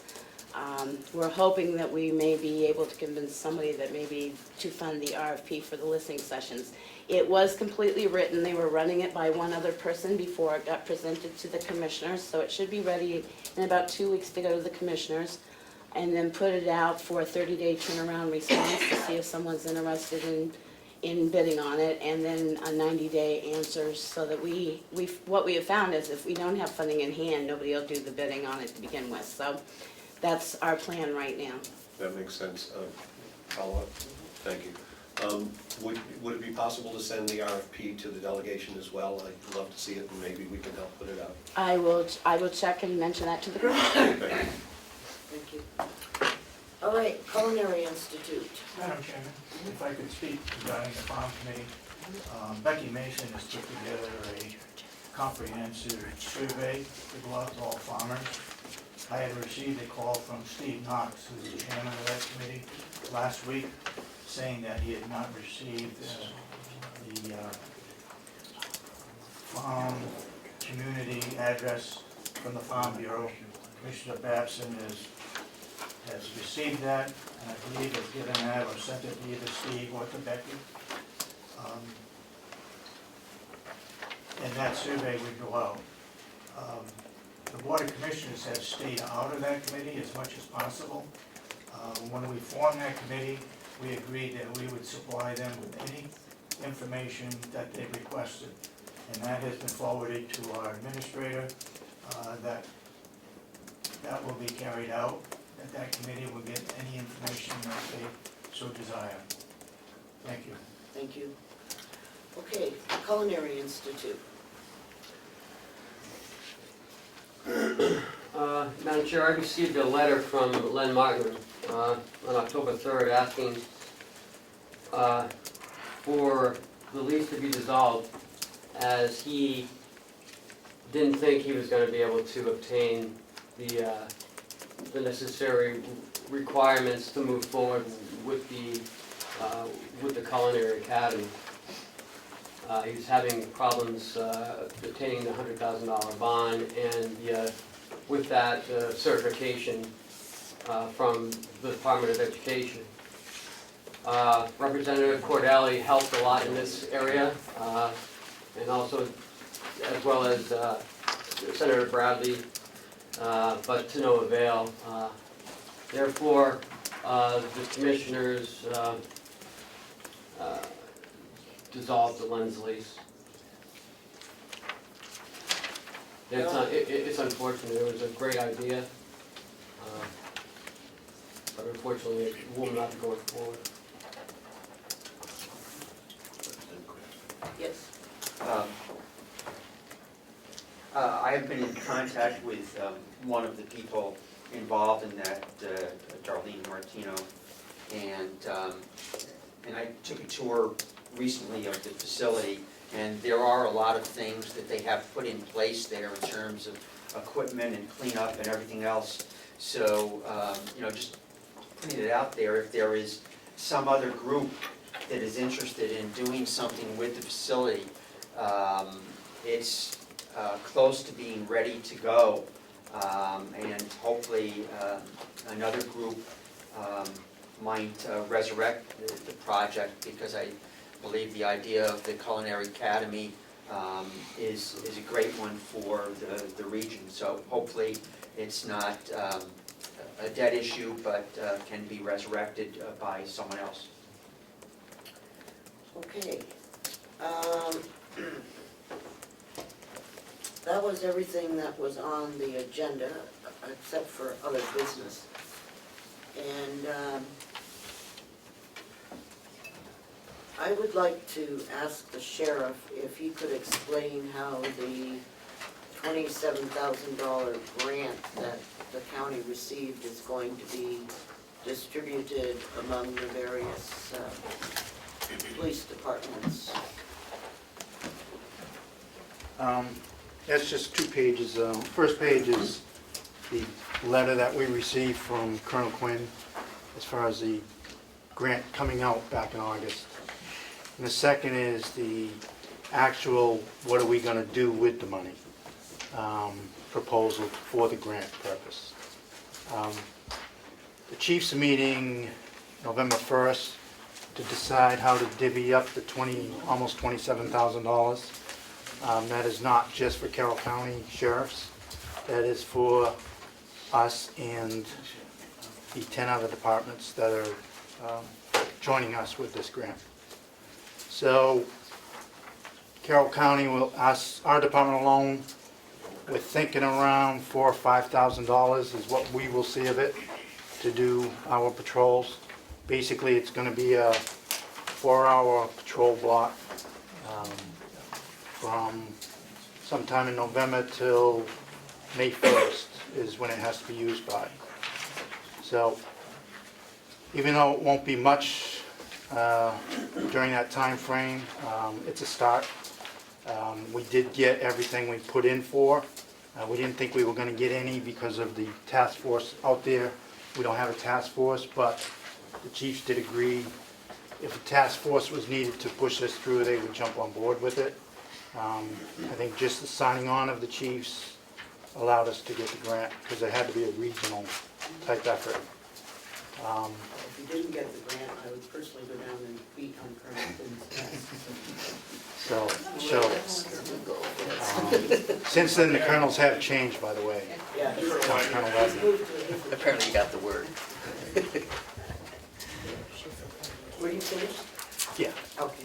I wrote some of them. I'm sorry, I just want to be clear that the grant is from the Operation Granite Hammerville that was passed? The Yes, last one? and I wish we'd quit calling it Operation Granite Hammer, because that's not what it is. Yes, And follow up? yes. And Carroll County only got $27,000 out of the $1.5 million we approved? Yes, but you have to understand that's all we requested. Hindsight, we could have maybe put in for triple and hopefully got that, but The way the program works is that they developed this thing that, you know, the grant request thing, and you had to fill that out in order to be eligible for the dollars. And it sounds like the police chiefs, the sheriff took the lead, and what he requested was this amount of money, and that's what he got. And so, you know, maybe next time there'll be more in there, we'll be more greedy. and we'll have some more opportunity to, you know, to look at what our successes were, what our failures were, and how do we go about it the next time around. Because I think we all recognize that, you know, there are three legs to that drug crisis, you know, treatment, education, and law enforcement. So that's where we are. Did you have a follow-up? No, I'm good, thank you. President McCarthy? Yes, you might have asked it, but I missed. Is this the result of the Hammerville? Yeah. Yes. It is. I thought you said no. I know we I asked said it. it's not Granite Hammer. Granite Hammer was a program that rounded up anybody. Users, not any- users, sellers. No, anybody and everybody, okay? And that's not what this program is about. This program is about targeting the drug dealers. But at the state level, what we approved is what was presented to us as the grant. That's because people, I was sitting in my seat grinding my teeth. Okay. Go ahead, Sheriff. I just wanted to know if any of these funds are being used for addiction services, or is it only law enforcement? This is specifically law enforcement. It's opioid reduction program is what the title on the grant is, to again target sellers. In this area, there's a lot of user sellers, so if those type of people are arrested and convicted, then they'll go into the jail program, hopefully. Otherwise, we can try and get them help through the state resources that are available.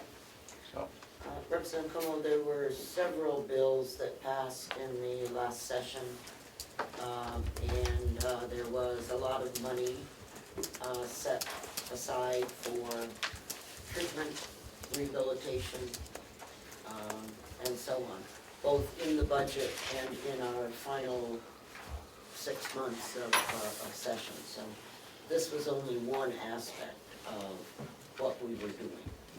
This, and actually, this program probably got the least amount of money of the money that was distributed during the last session. So treatment, education, money is out there. Whether it's being spent or not, I can't. Okay. Yes. Actually, I think I was. No, I have other. Oh, other business, I'm sorry. And forgive me, could Jason apply for some of these? Because, you know, they're trying to do partnership, No. anything, there's no money out there for them that can? Nope. Thank you. This is strictly for the law enforcement community. There are other, not that one, there are other ones out there we're looking at. Not this piece, but yes, there is money that you guys had put together that we were looking at. Thank you. And that was the drug court money, you know, that we set up. That's all part of this, this program, although Carroll County isn't eligible because we haven't used or even applied for federal grants. And so we're, you know, that's why we needed what we needed in the budget last year, so that we could start making progress towards doing something for those people that were in the House of Corrections. Okay, is there anything else for the sheriff? All right, thank you. Lino, I understand you had something that you wanted to discuss about the farm. It didn't come up, so I don't see the, Go ahead. unless you wish to.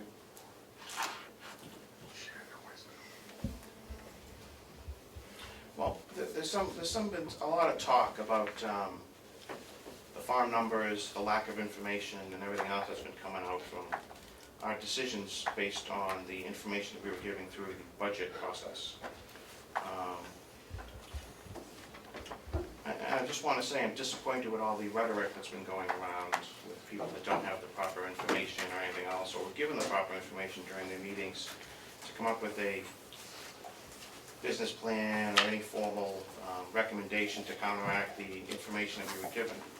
And I find it in poor taste that we're still sitting here discussing this and nobody's brought to the table any information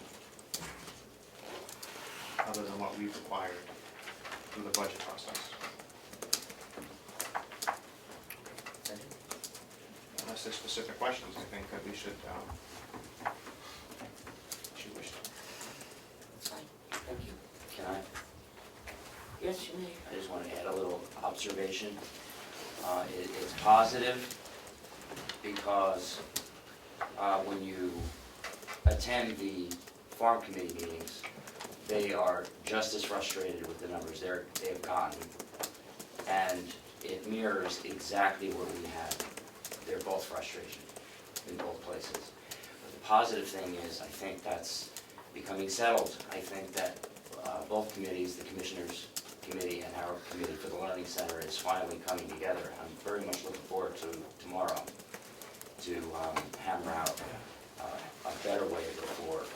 So I think it's positive, but there has been so much rhetoric in the news about numbers on both sides, and I really hope, I don't know how I can still remain hopeful, but I believe everybody will be forced to admit the truth that the numbers never made any sense, and I think once we do that, we can move forward.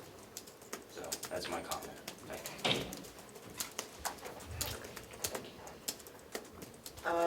I have another issue that was brought to my attention, and that is the, in the RSAs today, it says that the clerk will notify in writing. Mail. It says mail. Mail, which mail? A week ahead of all of our delegation meetings.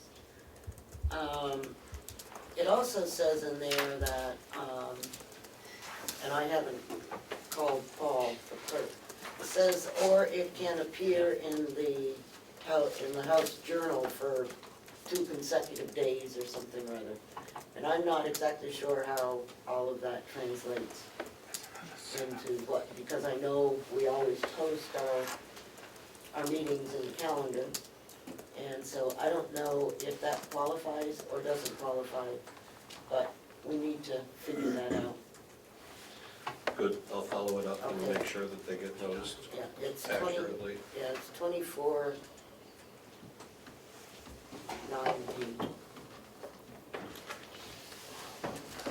So anyhow, speaking of our next meeting, it will be whatever the required date is in December.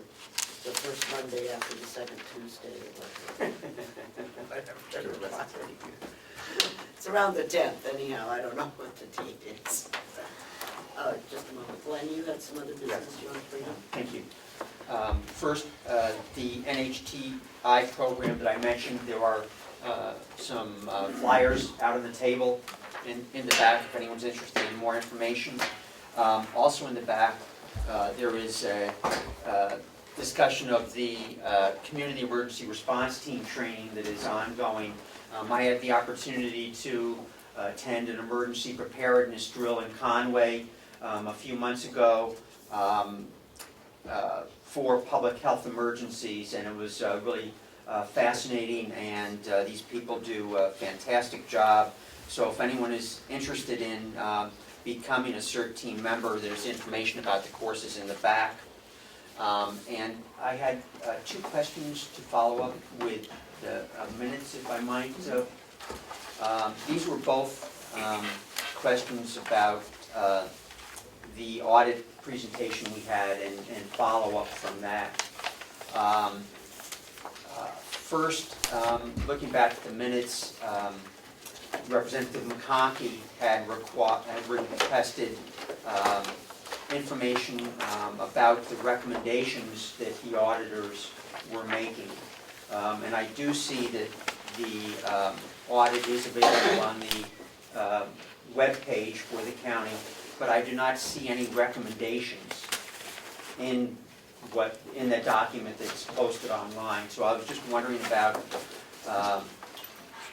the recommendations from the auditors, as Ms. Burke from the auditing firm did indicate that they would be making recommendations. So I just wanted to inquire about that. I'll have to check to see what's posted on the website, but they did give us a separate letter with recommendations, or they also call them findings. I Right. thought that was posted, but I'll check to see. Okay, maybe I missed it.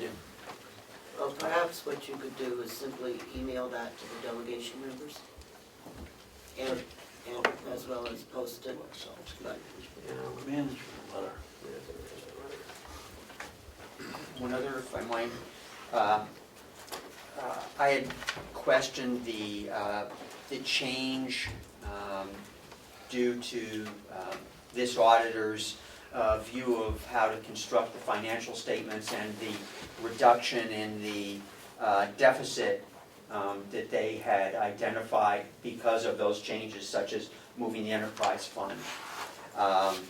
And I believe the auditor representative had said that they would provide us copies of the paperwork showing the trail of the actual changes.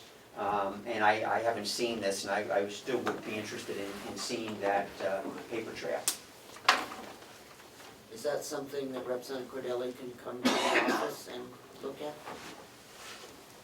I'm not exactly sure what he's referring to, and if he can define that, then certainly we can look at that. It was on page 2 of the minutes regarding the change in the deficit. Per the minutes, she agreed to provide a copy of the paperwork to show the trail of the changes in the audit that resulted in a reduction of the deficit. I think her words were work papers. Work paper, right? Yes, we can provide that. All right, Great, thank you. All right, Representative Ticehurst, you had something? Yes, thank you, Madam Chair. We were talking a few minutes ago about our process and the message that we put out, and along those lines, I would just like to remind us, or hope we can recommit, that whenever we speak to the public or write to the public, and we have every right to express our personal opinions, and we can make it clear that those are personal opinions, and we can also express our opinions as elected officials.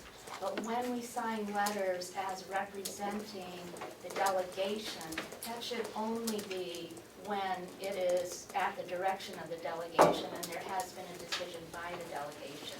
Excuse me. I started that letter by saying that this was my opinion. Okay, I am talking in general terms right now, hoping that we Understand. can get clear But on this. this was, I signed it simply the delegation chair, Right. okay? but it was my opinion Right, and my research. I will just say that in general terms, if one is going to use their title, that the public would believe that that represented the will and a decision of the full body. And I would hope that we would not have any confusion over that. I would also like to say that when a respected professional comes before this body and attempts to answer our questions, if we believe that we are not getting the information that we need, we're welcome to ask again for more specific information. I don't think it's inappropriate to accuse people of being less than forthcoming, and I don't think that helps us to function together for the good of the county. Thank you, Madam Chair. You're quite welcome. So are there any other lectures we need today? Madam Chair? Okay. No, we didn't make any decisions today. No votes. No vote. Oh, yes, we did. We voted on the minutes. Minutes, right. Withdraw a second. Right, is there anything that the commissioners or the administrator would like to add? Public? Well, we're not quite done. Move to go into, Is there anyone from the public that wants to, yes? A couple of questions. In regards to the farm, I know some people have been studying the numbers pretty closely. What's the what are the best guesses for the cost of the farm right at the moment and the revenue?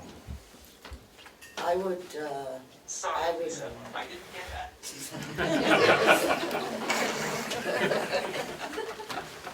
He said, we tried. Even Siri doesn't know. I would say that each and every day that you look at the numbers, you'll come up with a different one. Okay. And Is that a fair statement for those of you that Quite fair. have actually delved into the numbers? As long as we're trying to unravel the conundrum, I would ask the financial officer if there's an effort to understand the revenue numbers from the farm in a new way now. Can the accounting office provide clarity to both groups for information, or are we going to meet this same challenge again in 6 months or 9 months or a year or however many? I think to say that the numbers are changing doesn't help us at all. Are we going to be able to come to some clarity relative to the numbers in the efforts that both groups are making? yes. Thank you. I guess you had another question. Dave?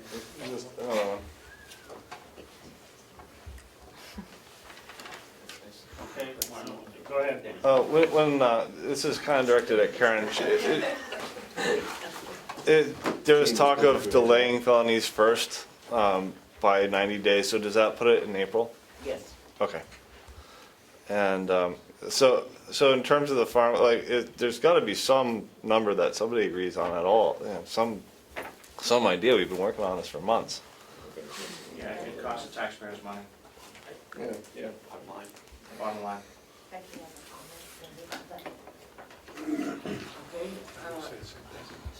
Becky, yes. What we're trying to do at the committee level is a mathematical calculation, which we will try and apply to 215. The hours now are being kept for what is being worked on hay, what is being worked on for wood, what is being worked on for blueberries, whatever. So you take the number of hours that's put into the Public Works Department and you divide and calculate a calculated percentage that those hours are worked on the farm, and then you apply that to every expense there is. Telephone, lights, trucks. it's a big undertaking to work that down through because everything is sort of pooled together. So that's where we're starting at now, and we're getting the numbers and we're working it. So hopefully we'll have a reasonable explanation of how we've calculated what we finally came up with numbers. We're going to try and apply that to 215 as well, because the hours weren't kept in 215, broken out. So now that we've got a set of breaking out hours, we can actually take a percentage and try and come up with a true formulation of what may come out for expense. That's the best we can do with what we've got. Thank you. This is public comment period. Is there any other person? Susan Wiley submitted a letter. It appears that she has left, but I will read this into the. We all have it. Oh, you all do? Yeah. Okay. Yeah, we read it anyway, for the camera, please. Look it up. It says, your recent comments and those of other elected officials questioning the value of inmate labor remind me of the importance of the rehabilitative nature of the Carroll County Health Corrections. The second portion of the mission statement reads, it is further the mission of the Carroll County Department of Corrections to offer an environment that promotes and fosters personal growth and models pro-social behavior. Consider the fact that many inmates have poor attitudes, questionable social skills, and difficulty working with others. Although we may take soft skills for granted, not all in our society have these important skills. What our inmates learn from work at the county complex and newly initiated correctional center programs are transferable skills. Our inmates working on the farm are being exposed to behaviors they have not always witnessed in the other life. Those supervising are experienced and well prepared to work with inmates. They find many teachable moments. In addition to the many skills listed below, work programs will assist in the development of self-control, self-respect, and anger management. Additional skills will likely include being respectful and understanding expectations, working as a team member, problem solving and decision making, managing time effectively, taking responsibility, negotiating, understand what is negotiable, positive and respectful communications, planning, organizing work, and listening. I would agree that those are hopefully the kinds of things that will come out of this new program, whether that's the focus or not. But anyhow, these skills are essential in most work environments, whether in the building trades, hospitality service, or service as an elected official. Thank you for your service. Sincerely, Susan Wiley. Thank you, and everybody has this. All right. Should that be put in the minutes as honorable Susan Wiley? She was the former representative? Oh, yes, it That's right. should. Yep. Just to make sure it's correct. Yep. Can I have a follow-up question? Could we also get a copy of the numbers that were forwarded to the farm committee? Thank you. Did I get a head shake? I got ahead, yeah. Okay, fine. Thank you. Did you get a copy of this? Yes. All right. Could I have a motion to go into? Second. An actual motion, please. I motion that we go into convention to approve the vote of the minutes taken today, October 24th. Do I have a second? Second. Okay. Seconded by Representative Cordelli.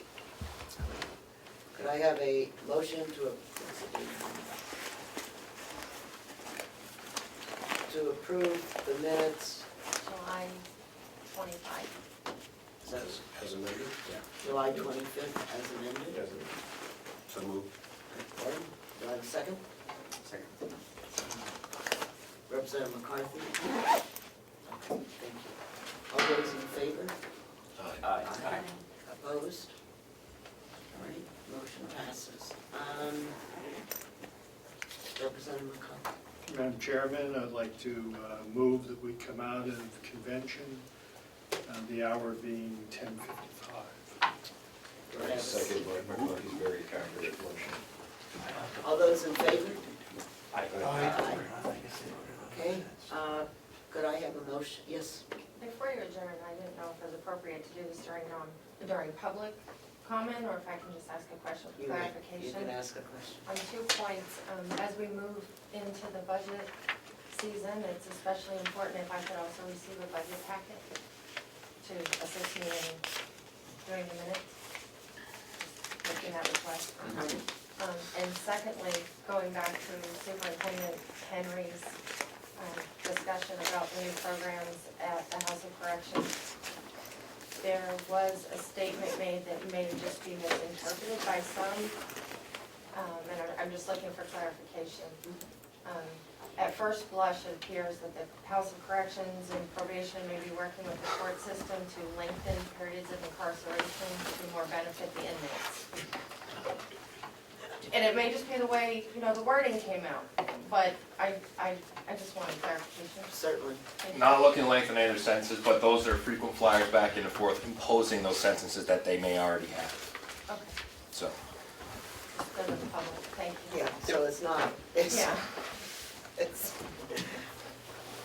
Yes, I can understand where that might cause some problems. Okay, could I have a motion to adjourn, please? So made. Second? Okay. Motion to adjourn at 10:56. Made by Representative McCarthy, seconded by, this guy. Representative Parker. All those in favor? Aye. Opposed? Thank you.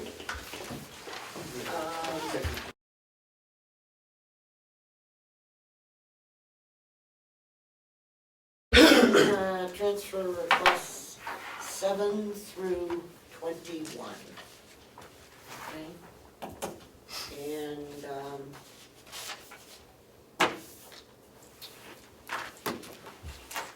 I'm really glad I had an updated thing here, so, Ken? Yes, ma'am. Whoever wants to talk? Number 7 is for the Mountain View community. 15,500 being transferred out of OT, Part B, and 15,500 transferred out of speech therapy, Part B, into PT skilled for 31,000 total. More therapy is being done with this new company, so the higher expense, a little bit more revenue on the other end. Okay. So it's Part B, is that the Medicaid? Yes. Okay. Any other questions? I just want to make sure I've got this. So 15.5 is coming out of the occupational Part B. Right. And 15.5 also from speech therapy Part B, all going into the PT skilled. Right. Okay. Okay. Motion to accept. Second. All in favor? Aye. 1, 2, 3, 4, 5, 0.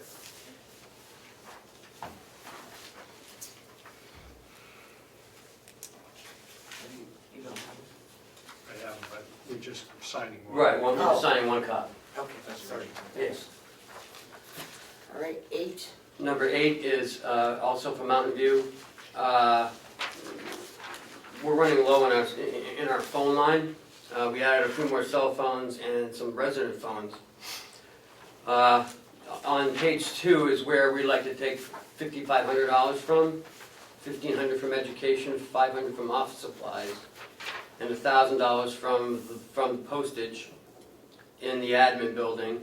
$500 out of 5150, which is maintenance. $500 out of 5140, which is nursing, and 5160, $1,500 is out of housekeeping. So a total of $5,500.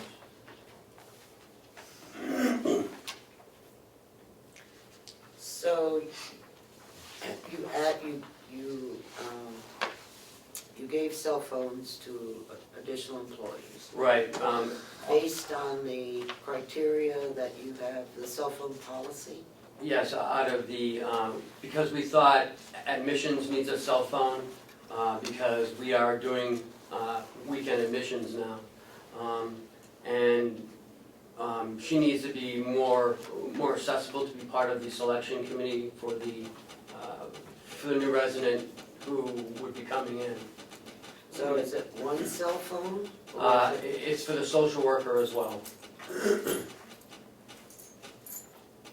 Okay, And some of the resident phones, we added a couple more resident phones. And there is a, there's a revenue line to that as well. on the resident's phone, they pay for that, right? Yes, Okay. yes. And they also pay for the cable TV. It's a combined revenue, TV cable. Okay, so, are there any other questions? I guess it's indirectly related, but as part of the budget process, I'd like to get an updated list, because I think last year we'd been given a list of those people in positions with cell phones. I'd like to make sure that we get an updated list. Okay. Could I have any other questions? Motion? Motion to accept. Second. Okay, all in favor? Aye.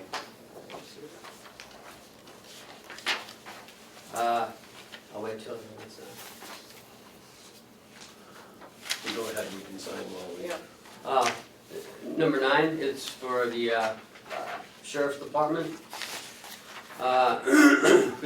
He'd like to transfer $15,000 into the overtime, $10,000 from the deputy salary, and $5,000 from special deputy salary into overtime.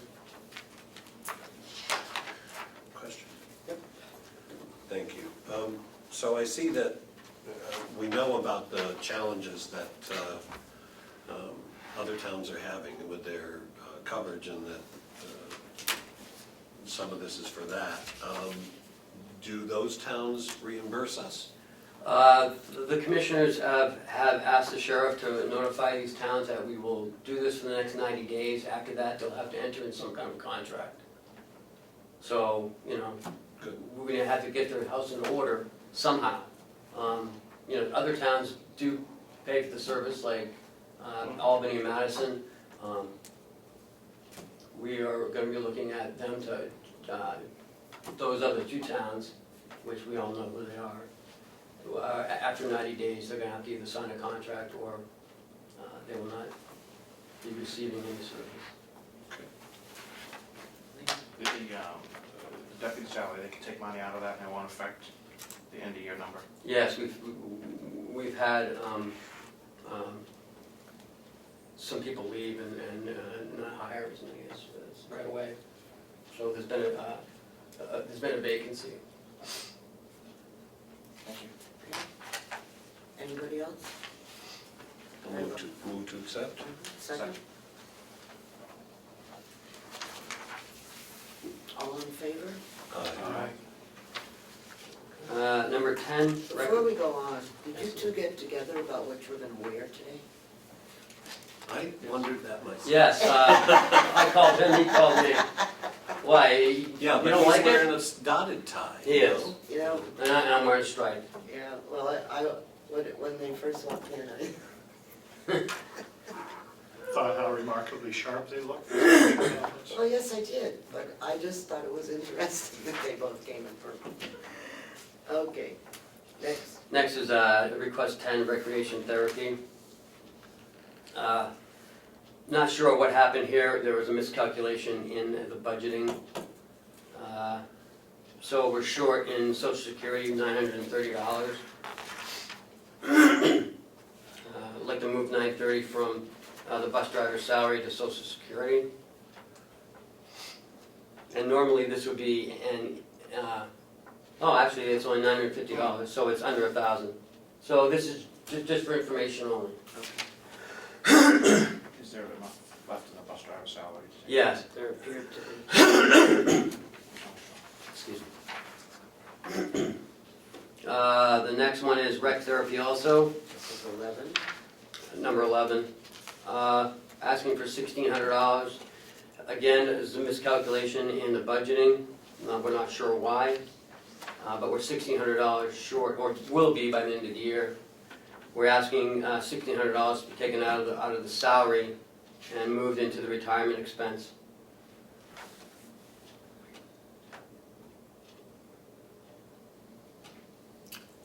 Questions? Yes. Is it just because we filled up his open position sooner, or is it just? I'm not sure why. Let's go. Yep. I have a question, John. Yep. I know that these requests are becoming a lot more manageable than they were when we first started, so that's wonderful to the department heads and so forth. And I believe we've had this discussion, but looking ahead to the next budget, will we have a listing on one Excel sheet that shows us all of these monies that were taken out of here? Like we provided you at the end of last year, yes. My memory's not that good. Just so that we get, because we don't update this, right? Yes, we do. Each transfer changes the budget. And I apologize to Representative McCarthy. He had asked us last time to make a separate line item, separate column for that, to show those transfers, and I apologize to him on his way out, that we will do that in the next quarter. But you will get another Excel spreadsheet like you received at the end of last year, showing all the transfers. Thank you. Could I have a motion, please? Motion accepted. Second? Second.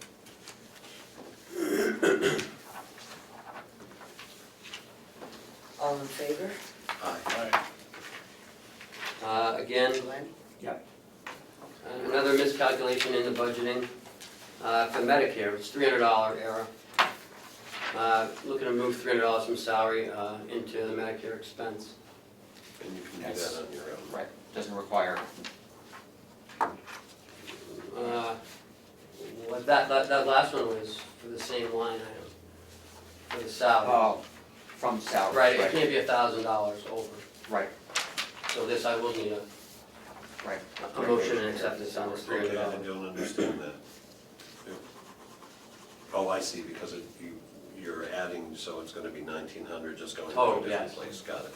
Thank you. If it was just this one, yes. Right. Motion, please? So moved. Second? Second.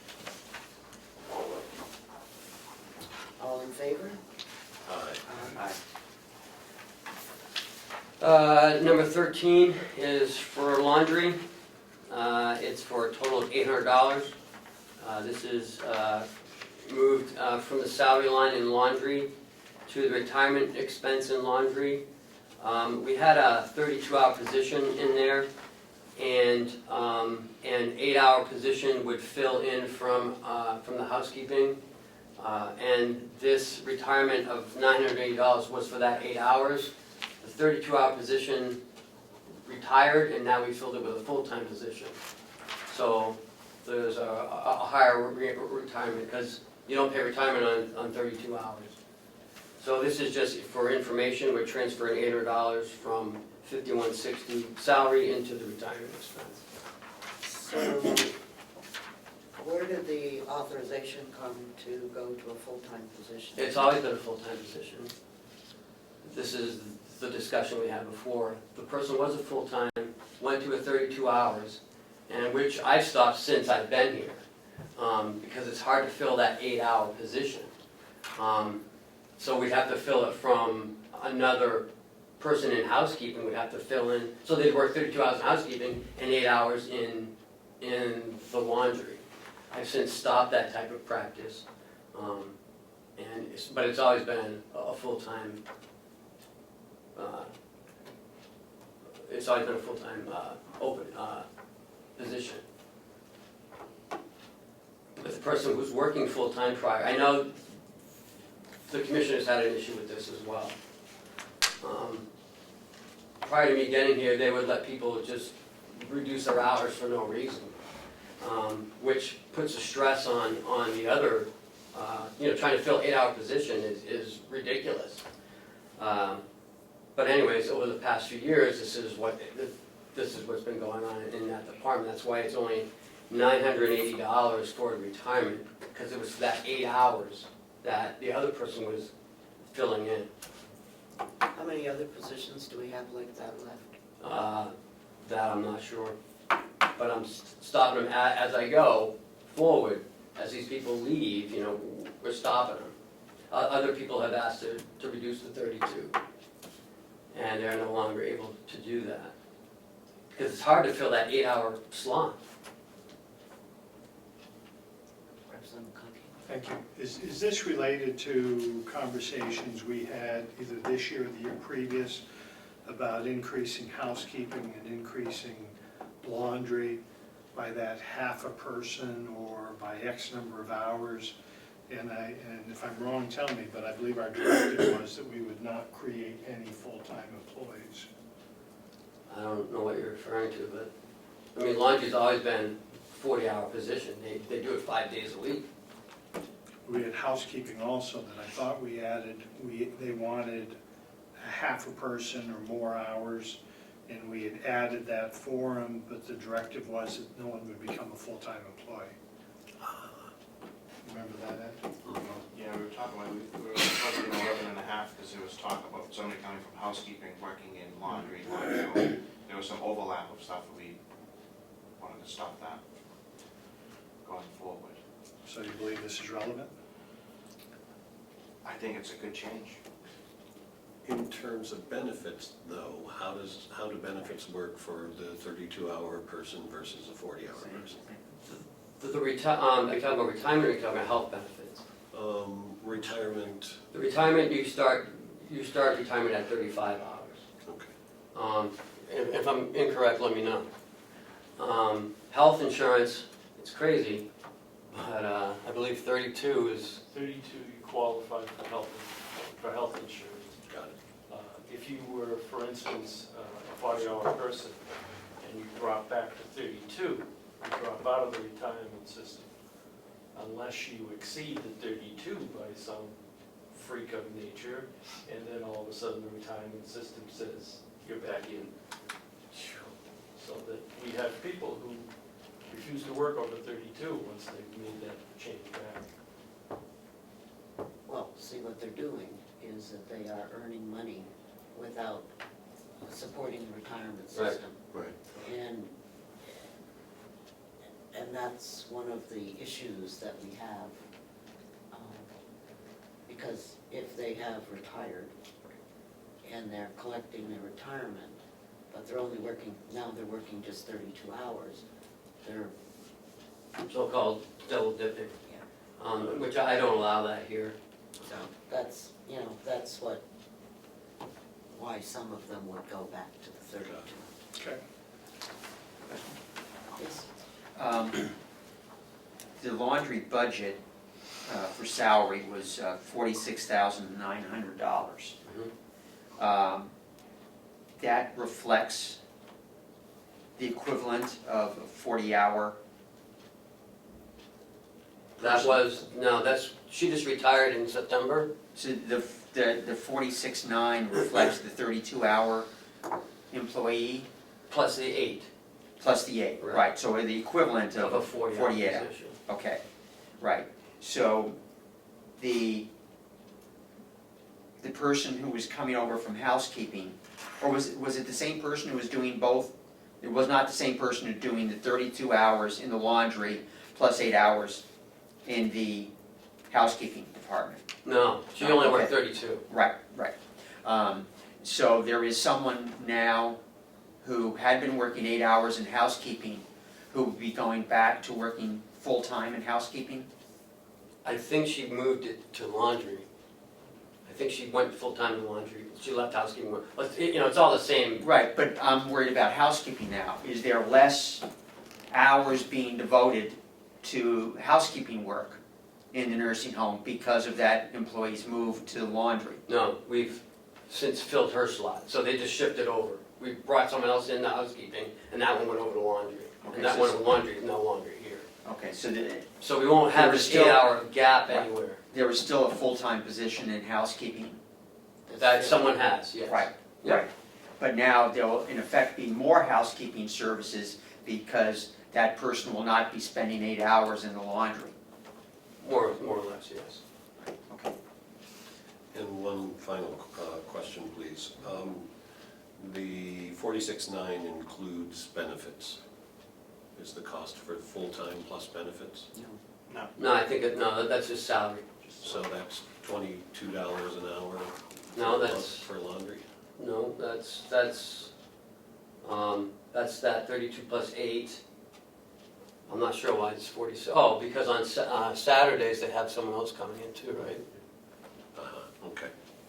Thank you. So it's really a full-time plus another 8 hours on Saturday. Got it. I have a motion. Motion accepted. Second. All in favor? I don't know, number 14, NBC administration. Embassy? Oh, MBC. NBC. 5130 is the dietary department, looking to transfer $500 more into overtime. Try to cover some shifts with some call-outs. What's going on with the dietary person? Uh, I mean, that's an 8-hour day job, right? yes. So, But what about it? I mean, they do overtime in that department.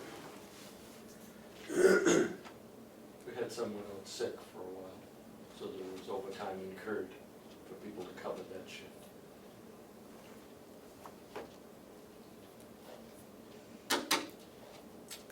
If someone calls out, I mean, we still have to cover the shift. And we're not gonna overtime. 500 an hour? Yeah. I mean, it's only $500. Do we need to vote on that? However, the entire budget for overtime for dietary was $17.50. So it's basically a third increase in. It's a learning curve, Representative. Oh, okay, thank you. That's, Do we need a motion, because it's only $500, or is this No, informational? yeah, informational.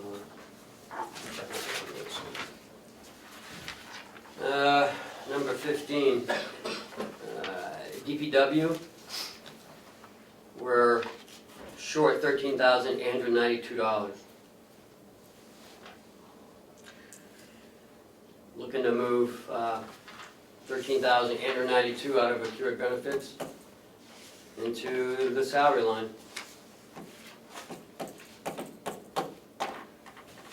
And if I could, so the employee payout was what?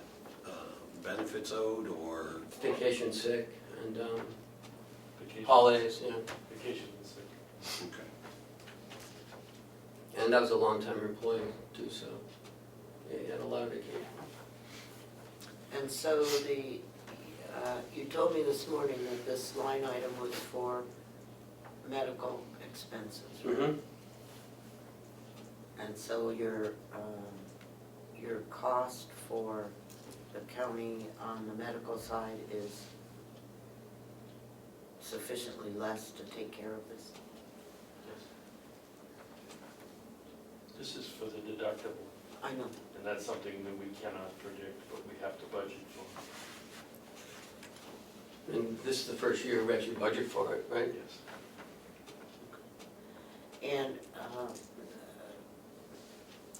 there was some discussion, but this person that was eliminated was offered other jobs at the county and chose not to take them. So Mm-hmm. it's not like, it's not like he was put out on the street. He chose to do that. Why, I don't know. But that Good was, to know, thank you. that was, I know that there've been lots of rumors and things things being said that, he was summarily fired. Well, he was in fact offered other jobs that he chose not to. No, he was laid off. I think we set this accrued benefit up specifically for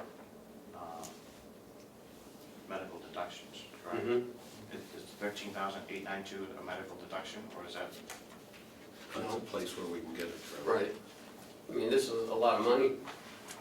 This is like, I haven't had anything close to this. Except for last year, we had that $250,000 BAS line, but. I don't, there's, that's why I asked, if it looked like we'd be okay moving this amount of money out of that. I don't think it's the purpose that it was set up for. I know, but I think but that has nothing to do with moving it. I mean, you can move money from wherever you need to.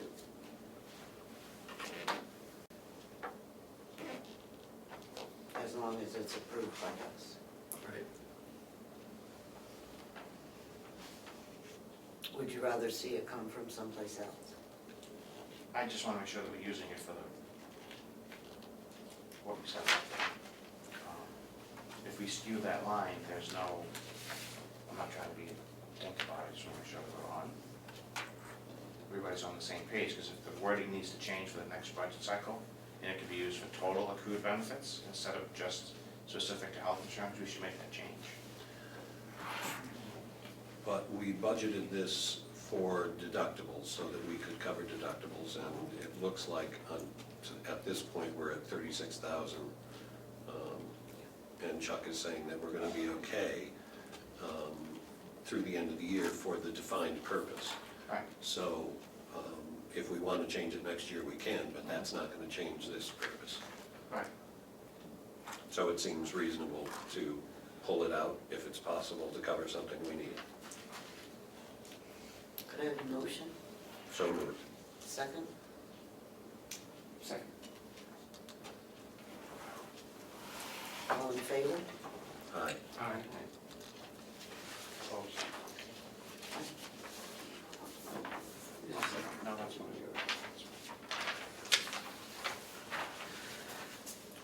Same thing, in the retirement expense, number 16 is DPW. Because of that, we're short $1,100 in the retirement expense. I'm not sure I understand this one. Because you got a payout for that DPW employee and he was vested, retirement is charged on all of that vacation and sick payout. So this occurred back in April. April. And what you're telling me, if I'm hearing this correct, is that when we said that it was going to end in April, we didn't change the figures to represent what the true cost was. The reduction that you made was a flat $90,000. It did not address any particular line items or restructuring those line items. And so the commissioners chose to get rid of to lay the person off. Right, we had no other choice. Yeah. I had no other choice. I mean, $90,000 is a lot of money. But I understand, and we've moved on from there, but there's still $1,100 that's short in that account.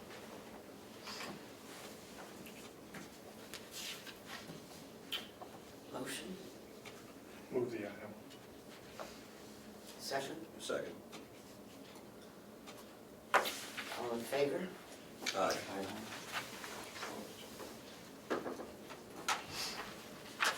17, want to move $29,300, again, from accrued benefit into meals. We've had, as you know, a tremendous amount of increase in the borders, which means more expense on the meals. The meals line item was reduced in the budget process by, I believe, $10,000. But we weren't anticipating this many boarders, which has been a blessing, really.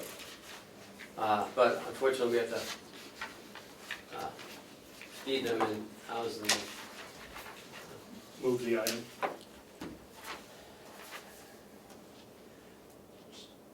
Well, second, for the purposes of discussion. Just a clarification, by boarders, you were referring to inmates from other counties Yes. who are being housed here? Yes. Okay. And since we have such an increase in revenue lines elsewhere, why take it from here? We can't spend revenue. Well, okay. I'd like to. Let's move on. Okay, good. Okay, so what does this bring our accrued benefits line down to? I gave all my forms, I don't know. We had a remaining balance You of can figure it out. 115,000. 31, 41, like, we took $45,000 off 46,000. That's still over. So we still have 110. No, you don't have No. 110. You're below 100. You're below 100. Yeah. If it's 40,000, we're down to like 70,000. 46 plus 35, 76, and 150, yeah, it's like 80,000 left. And we spent 35 in the first 3 quarters. Right.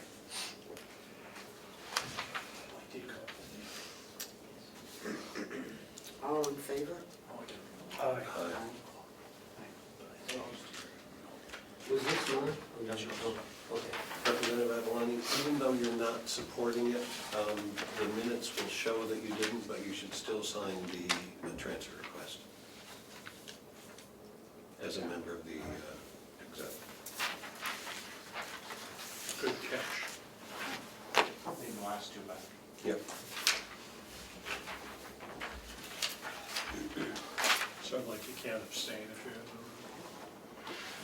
You can't vote present? Thank you. Good catch, Ed. Yep. Next is number 18, from the nursing home. Want to transfer $7,000 from pharmacy into pharmacy skilled. We're doing a lot more skilled care and we are over our revenue projections in that area. So we're doing very well with skilled. move the item. Second? We shouldn't say that. All in favor? Aye. Aye. Request number 19 is for information. We're moving $600 out of maintenance. $300 is going to go into maintenance salary, going to go into maintenance overtime, and $300 will go into housekeeping overtime for a total of $600.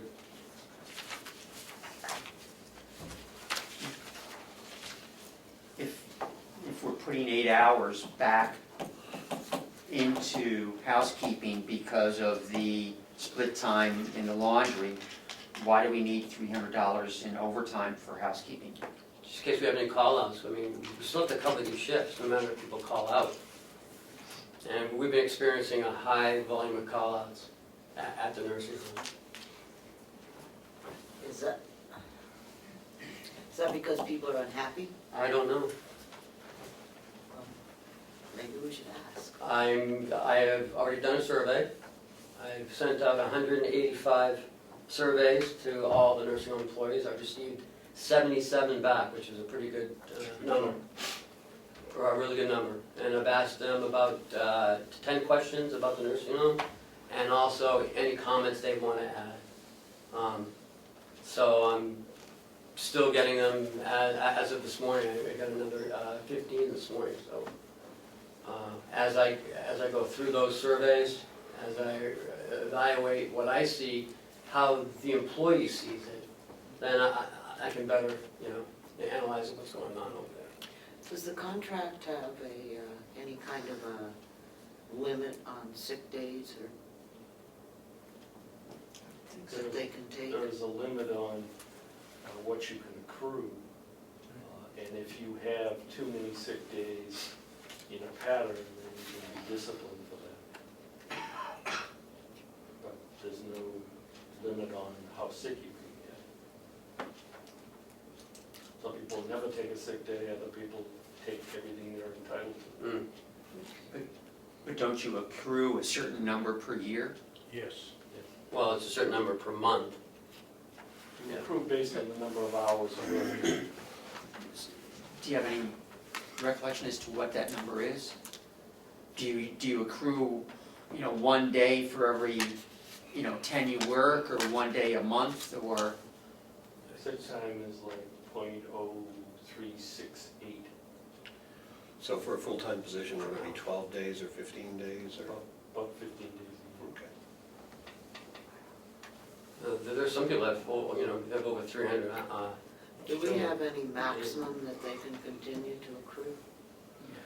Yeah, yes. It needs to be adjusted because it was improperly set up, and we're in the process of studying that now to limit it. What's the number that's there now? It varies across the board depending on how long you've been here for vacation and sick time. Within the nursing home? Yes. Okay, I have a question. Yes, Representative. We used to have vacation time by seniority, and then there was a set number of sick days per year. Is that policy you guys might be looking at, and setting up a cap on the amount of sick days that they have to use their vacation per year?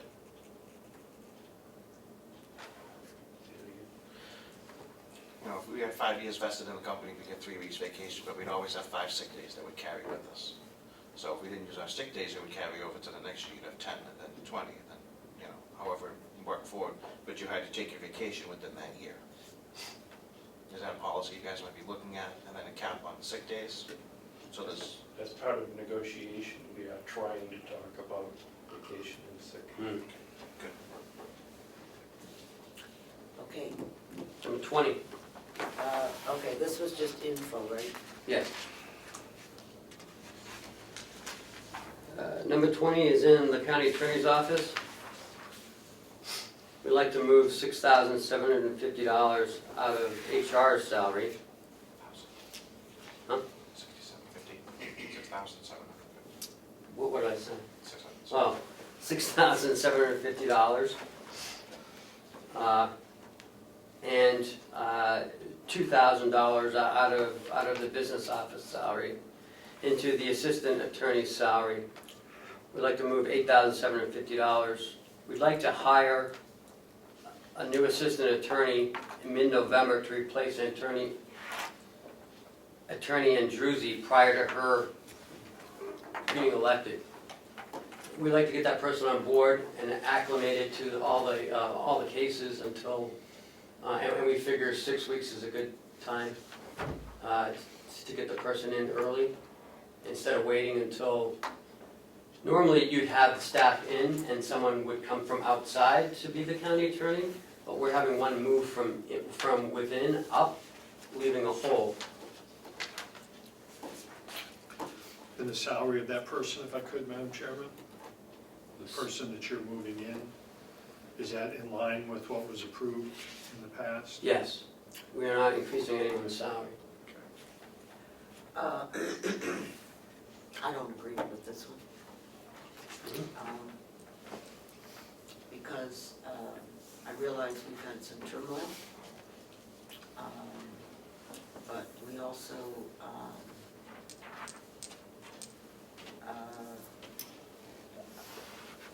we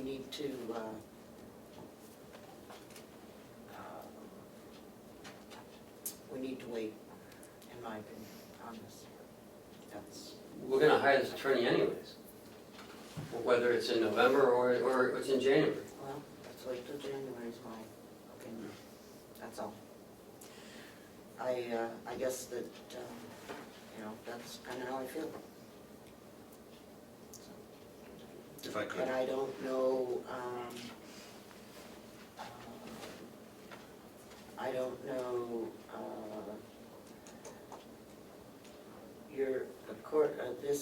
it would appear that you are looking for, to hire, is this the deputy's position? No, this is not the deputy's position.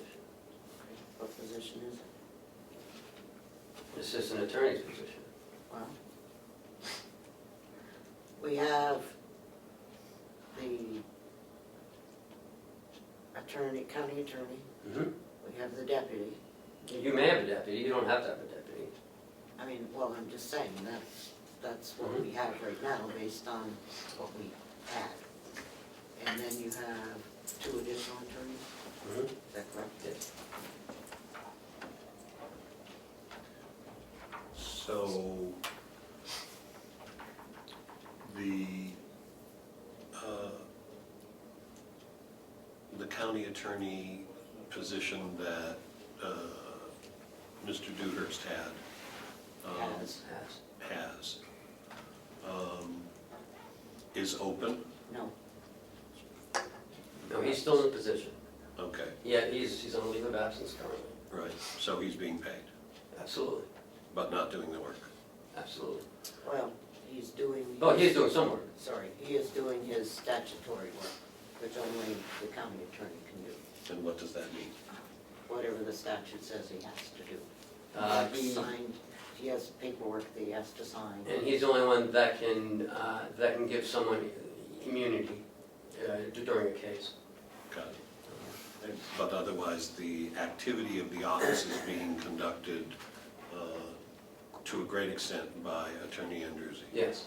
Okay. Do we have a deputy? No. He left. Okay. So, right now, we have Attorney Andruzzi and 2 others who are doing the day-to-day work? Yes. 2 fairly new attorneys, yes. And the position that you would bring in mid-November if this were approved would be a 3rd staff attorney. And in January, Attorney Andruzzi will become the county prosecutor. And those other 3 staff positions would be the entire staff of the office? Yes. Okay. So it sounds to me like we are down 1 working full-time attorney because of the prosecutor's absence, and that this position is requested to help fill that lack of ability by the current county prosecutor to do it. So it seems reasonable to do that if we can afford it, and it looks like it's possible. Go ahead. Thank you. So the county attorney, deputy, and 2 assistants, and this is a funding request for an assistant salary. If we have budgeted amounts already for the assistant attorneys, this is making one of those assistant positions, let's say they're budgeted for $60,000 apiece, right? Mhm. So this is making one of those assistant positions considerably more than that. And so are you having 2 different levels of assistant attorneys now in terms of salary? No. What you have is that the guy that was hired as the deputy county attorney received a salary of $75,000, okay, because he was well-experienced and had any number of qualifications. Based on the budgeted amount? Right. Okay. And that's what we budgeted for. Right, yep. And then the next person down, if I'm not mistaken, their salary was $71,000. And that was because it was, once again, an experienced attorney that had. No, man, that's not correct. So what was the second salary?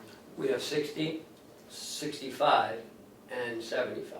Well, 74,500 is what the deputy made. That's all we have.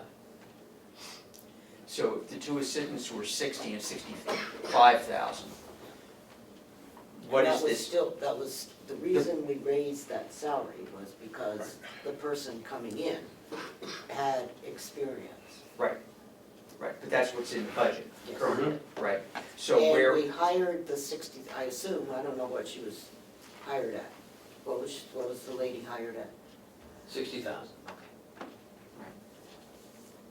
so I'm just having a hard time, this 8750, where is that going? There's two county attorney positions, one was budgeted at 60,000, and we hired someone at 60,000. There's another position at 65,000.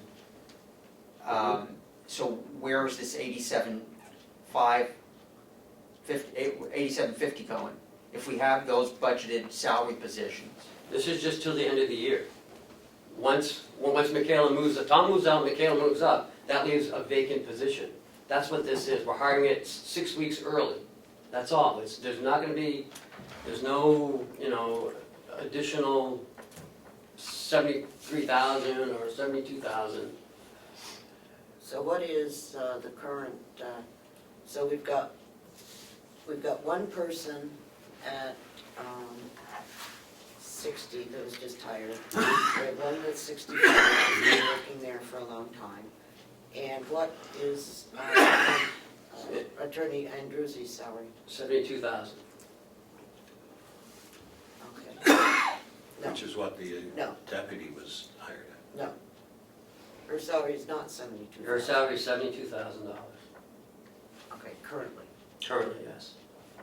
and last month as well. Not sure if it was last month. But once Joe left, she's doing his work too. So she asked to get his pay, and it was raised to his pay. As she will be getting, in January, she'll be getting $72,900. So it's in the budget. It's not like we're, spending the budget. There's a deputy at 65,000, an assistant at 65. No, and 60, 65, and 72 currently. No, the salary was, the budget is 60, 65, and 75, okay? That's what the budget was, correct? 74.5, yes. Okay, well, I'm gonna round it up, okay? So those were the three positions, okay? And right now, we have someone filling the 60, someone That was the filling, new hire. someone filling the 65, Right.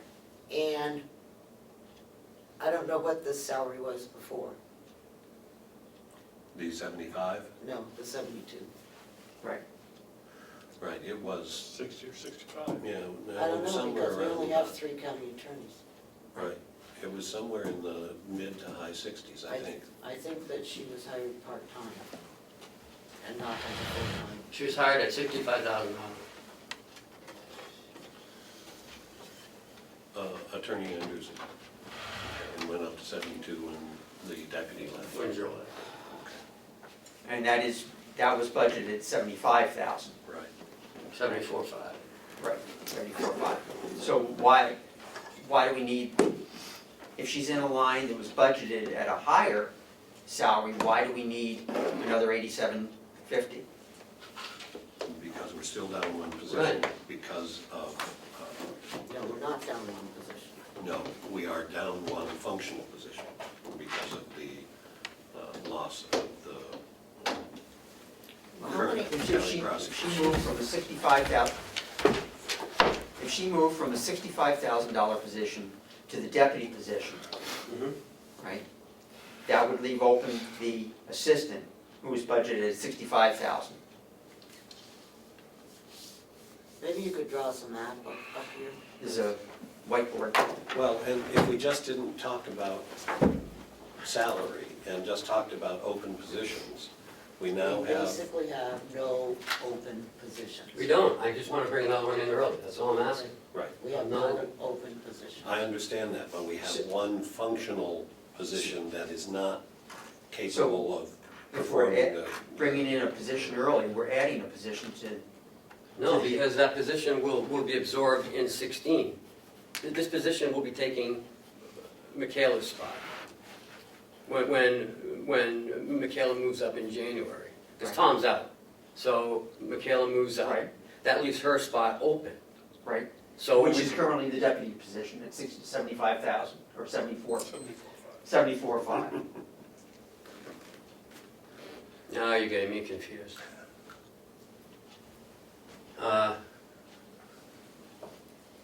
Okay.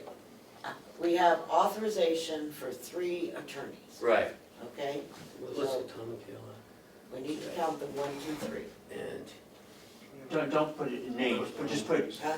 titles. and, so we've got 3 assistants, okay, and the county attorney. So when was, when the person that had been the deputy left? So, yeah, In September? he left 3 weeks ago. 3 or 4 weeks ago. 3 or 4 weeks ago. Yeah. So, at that time, we had 3 people, right? Yes. Okay. Once the deputy left. Once the deputy left, we had 2. 2. Michaela and Jeff. And Tom. Right. And so we have since hired a 3rd person. Jim. Okay. And so, right now, we have the 3 Attorney. people. Michaela is doing, because she's new, she has 6 cases. Michaela is taking Tom's, hers, and Joe's cases. Can I put the titles on here? This is the county attorney, Mhm. right? This is the deputy, and these are 2 assistants, Right. correct? This is budgeted 74.5. Mhm. This is budgeted 68, No? 65. 65, I'm sorry. And this is budgeted 60, Mhm. right? So, right now, And the county attorney is at 72.9. right. So, all positions right now are filled because you've just hired another assistant at 60,000. Mhm. All those positions are budgeted. Yep. So, again, why do we need the 8750? To bring a 4th attorney on, to make it easy, to bring a 4th attorney on So what for you're 6 doing, weeks. right, what you're doing is adding a new position. Yep.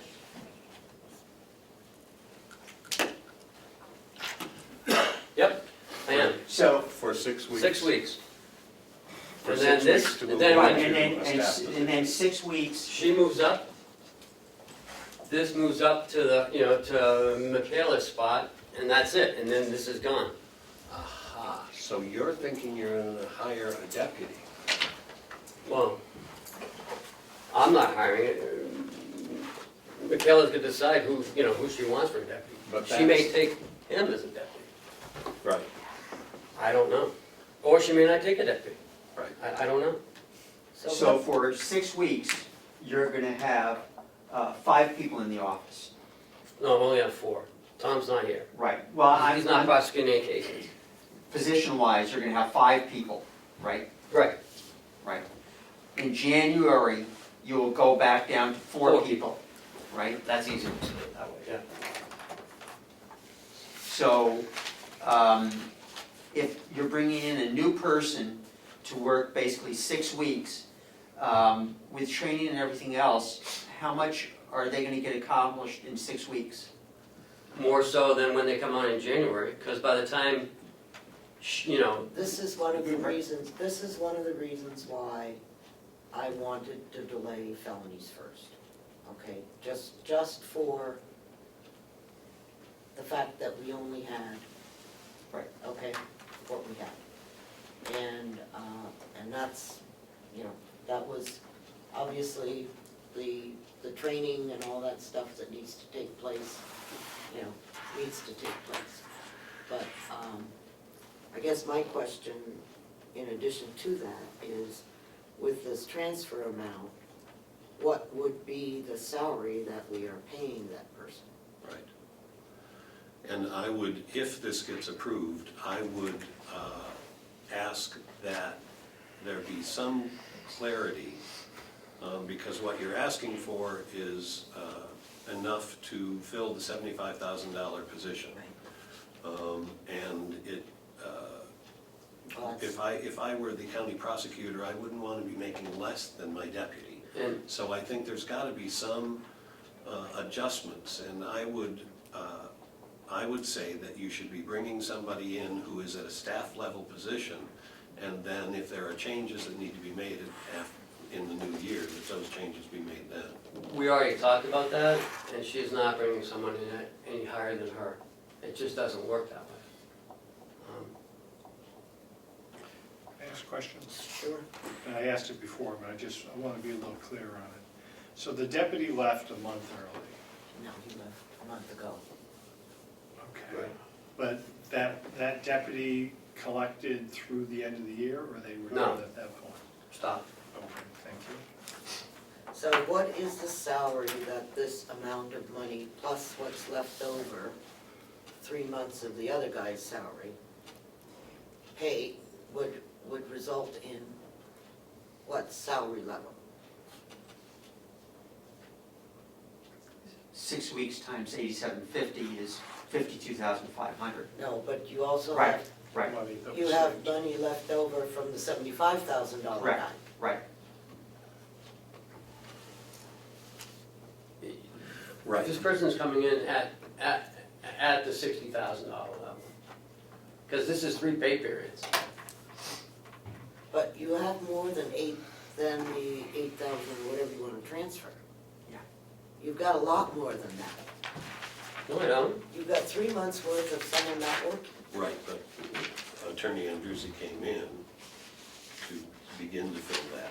But they made the decision to increase their salary, Right. okay? That was a decision that they made, That's right. okay? And so, Yeah, but then that begins to fill that $75,000 slot, oh, I'm not, which is the I'm one not, who yeah, left. I'm not suggesting that. I'm just saying the commissioners made the decision to increase her salary, Right. okay? That was, that wasn't because of this guy, that they want an additional person. Right. The reason they need this money is because 2 things. They increased her salary, and I'm not sure they know what this new person is coming in at. And then when we start our budgeting in January, we have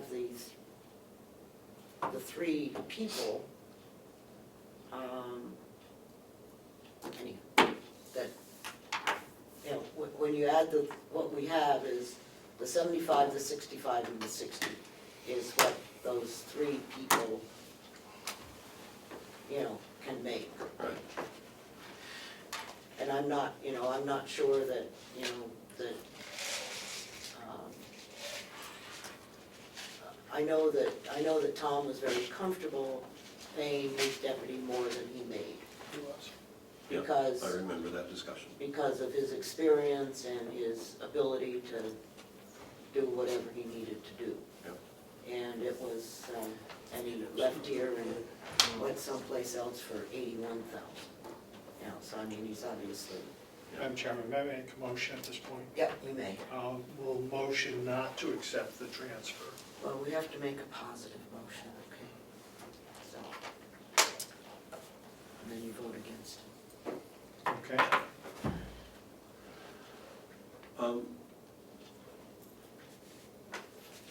Is it possible to make a motion to reduce the transfer amount requested to $7,500 as opposed to $8,750?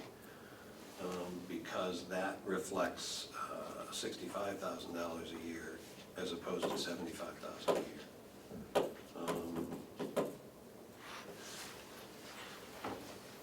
And then, you can do with that what you will, but, or if there's no second.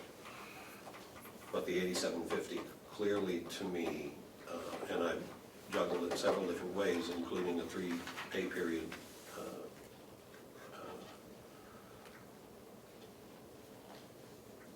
definition position, and it still looks like 75,000 to me, so at 7,500, you've got a $65,000 a year salary, and since the office is ostensibly without one person, it makes sense to me to do that. Any question? Oh, do I have a second for that motion? I'll second it. So Ed and Glenn, you are moving the transfer amount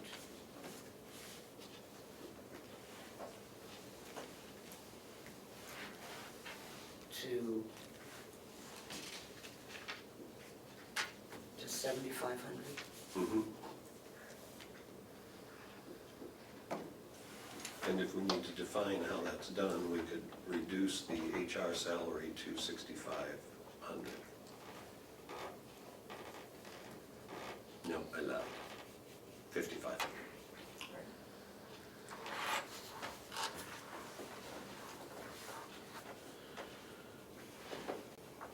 The transfer request from HR. Mhm.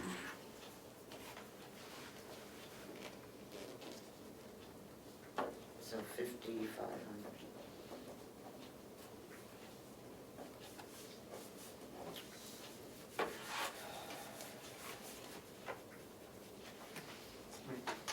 Yes. Question if I might. This new person who will be coming on board for 6 weeks, are they gonna get benefits? Yes. So is there any, in terms of any other account, are there adjustments that need to be made there, since this is a new person? Yes, number 21 is after this, it's $980 for retirement. But it's not just retirement.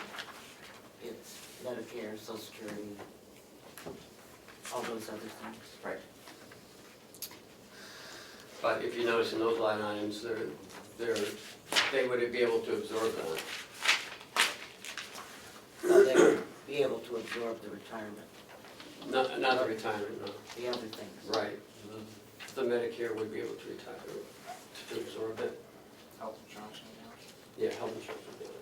So we have, according to this, look over here, we have a authority for a part-time attorney, which we don't have. Correct?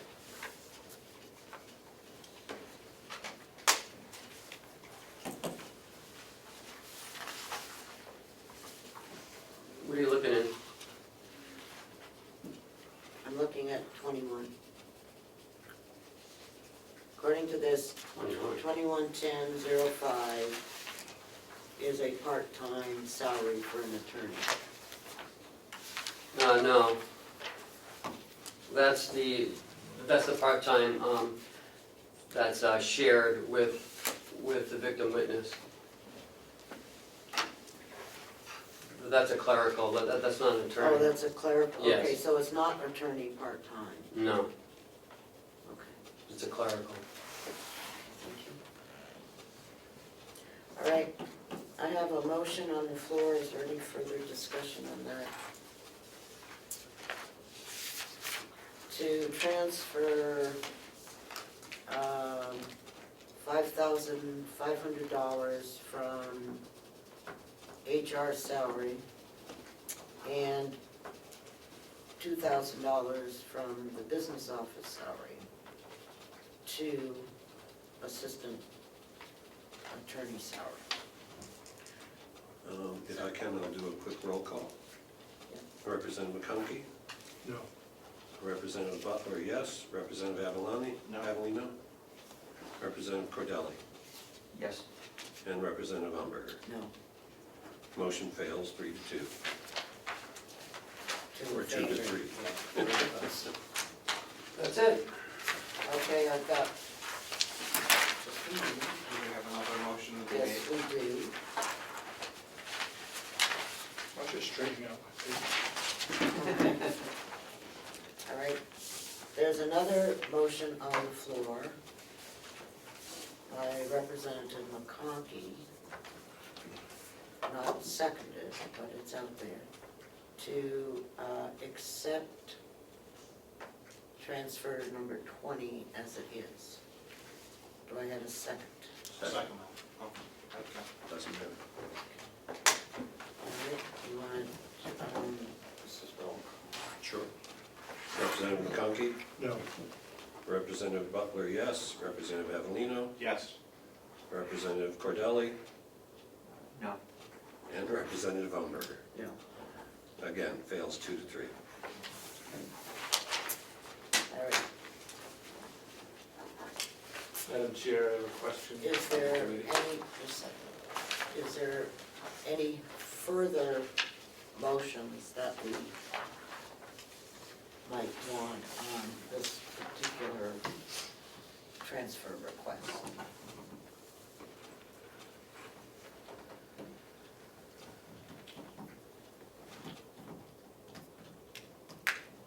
Is there a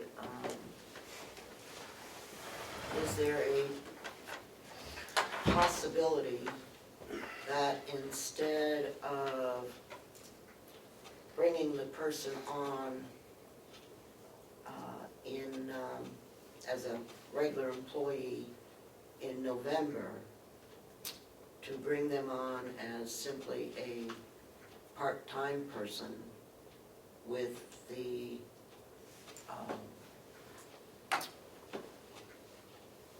good possibility that they would be hired in January?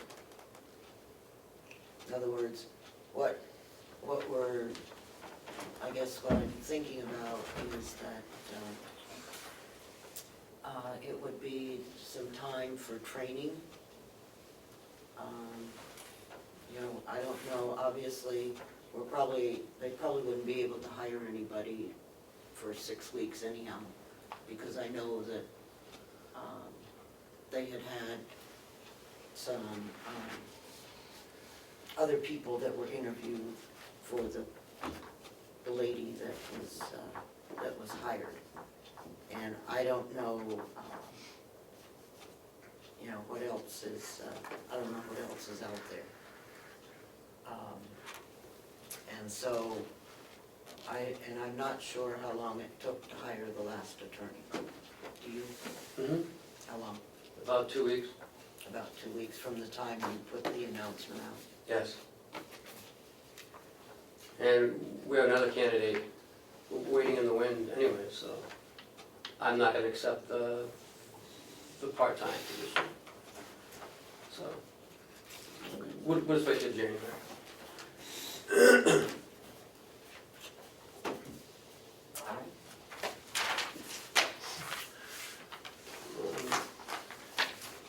Where did all these go? All it's here. I think we need to sign it. No, you don't sign it. Thank you, sir. You're welcome.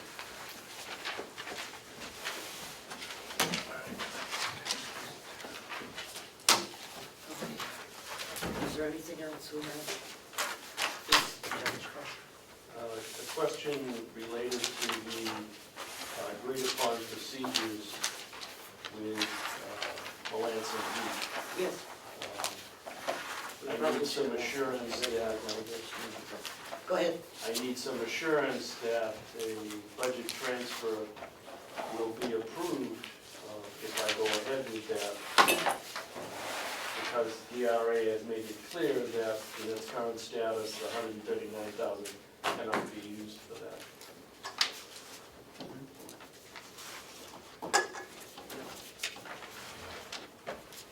You can be assured that the budget transfer will be approved. Thank you. Okay, so over here we have in favor, there's the Should change. be a motion on that.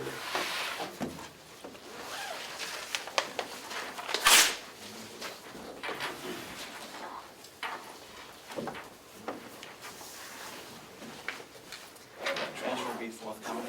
And on the other was, Not till next month. The other was, and the second motion was, Lena did, yes, exactly. In relation to that, when that transfer request comes up, I might have reservations about that because there's no RFP. That's fine.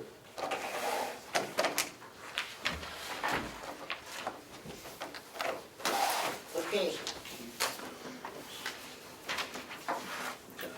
I don't need these. That's- no, that ran off my computer. Yeah. Add that to that. Okay,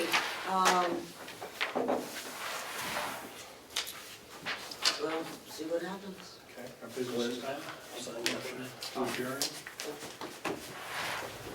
Need one more. Oh. Are you thinking of lunch? Yep. All those in favor of adjourned? Aye. Is that 5-0, Nino, or you're gonna sit? He's comfortable.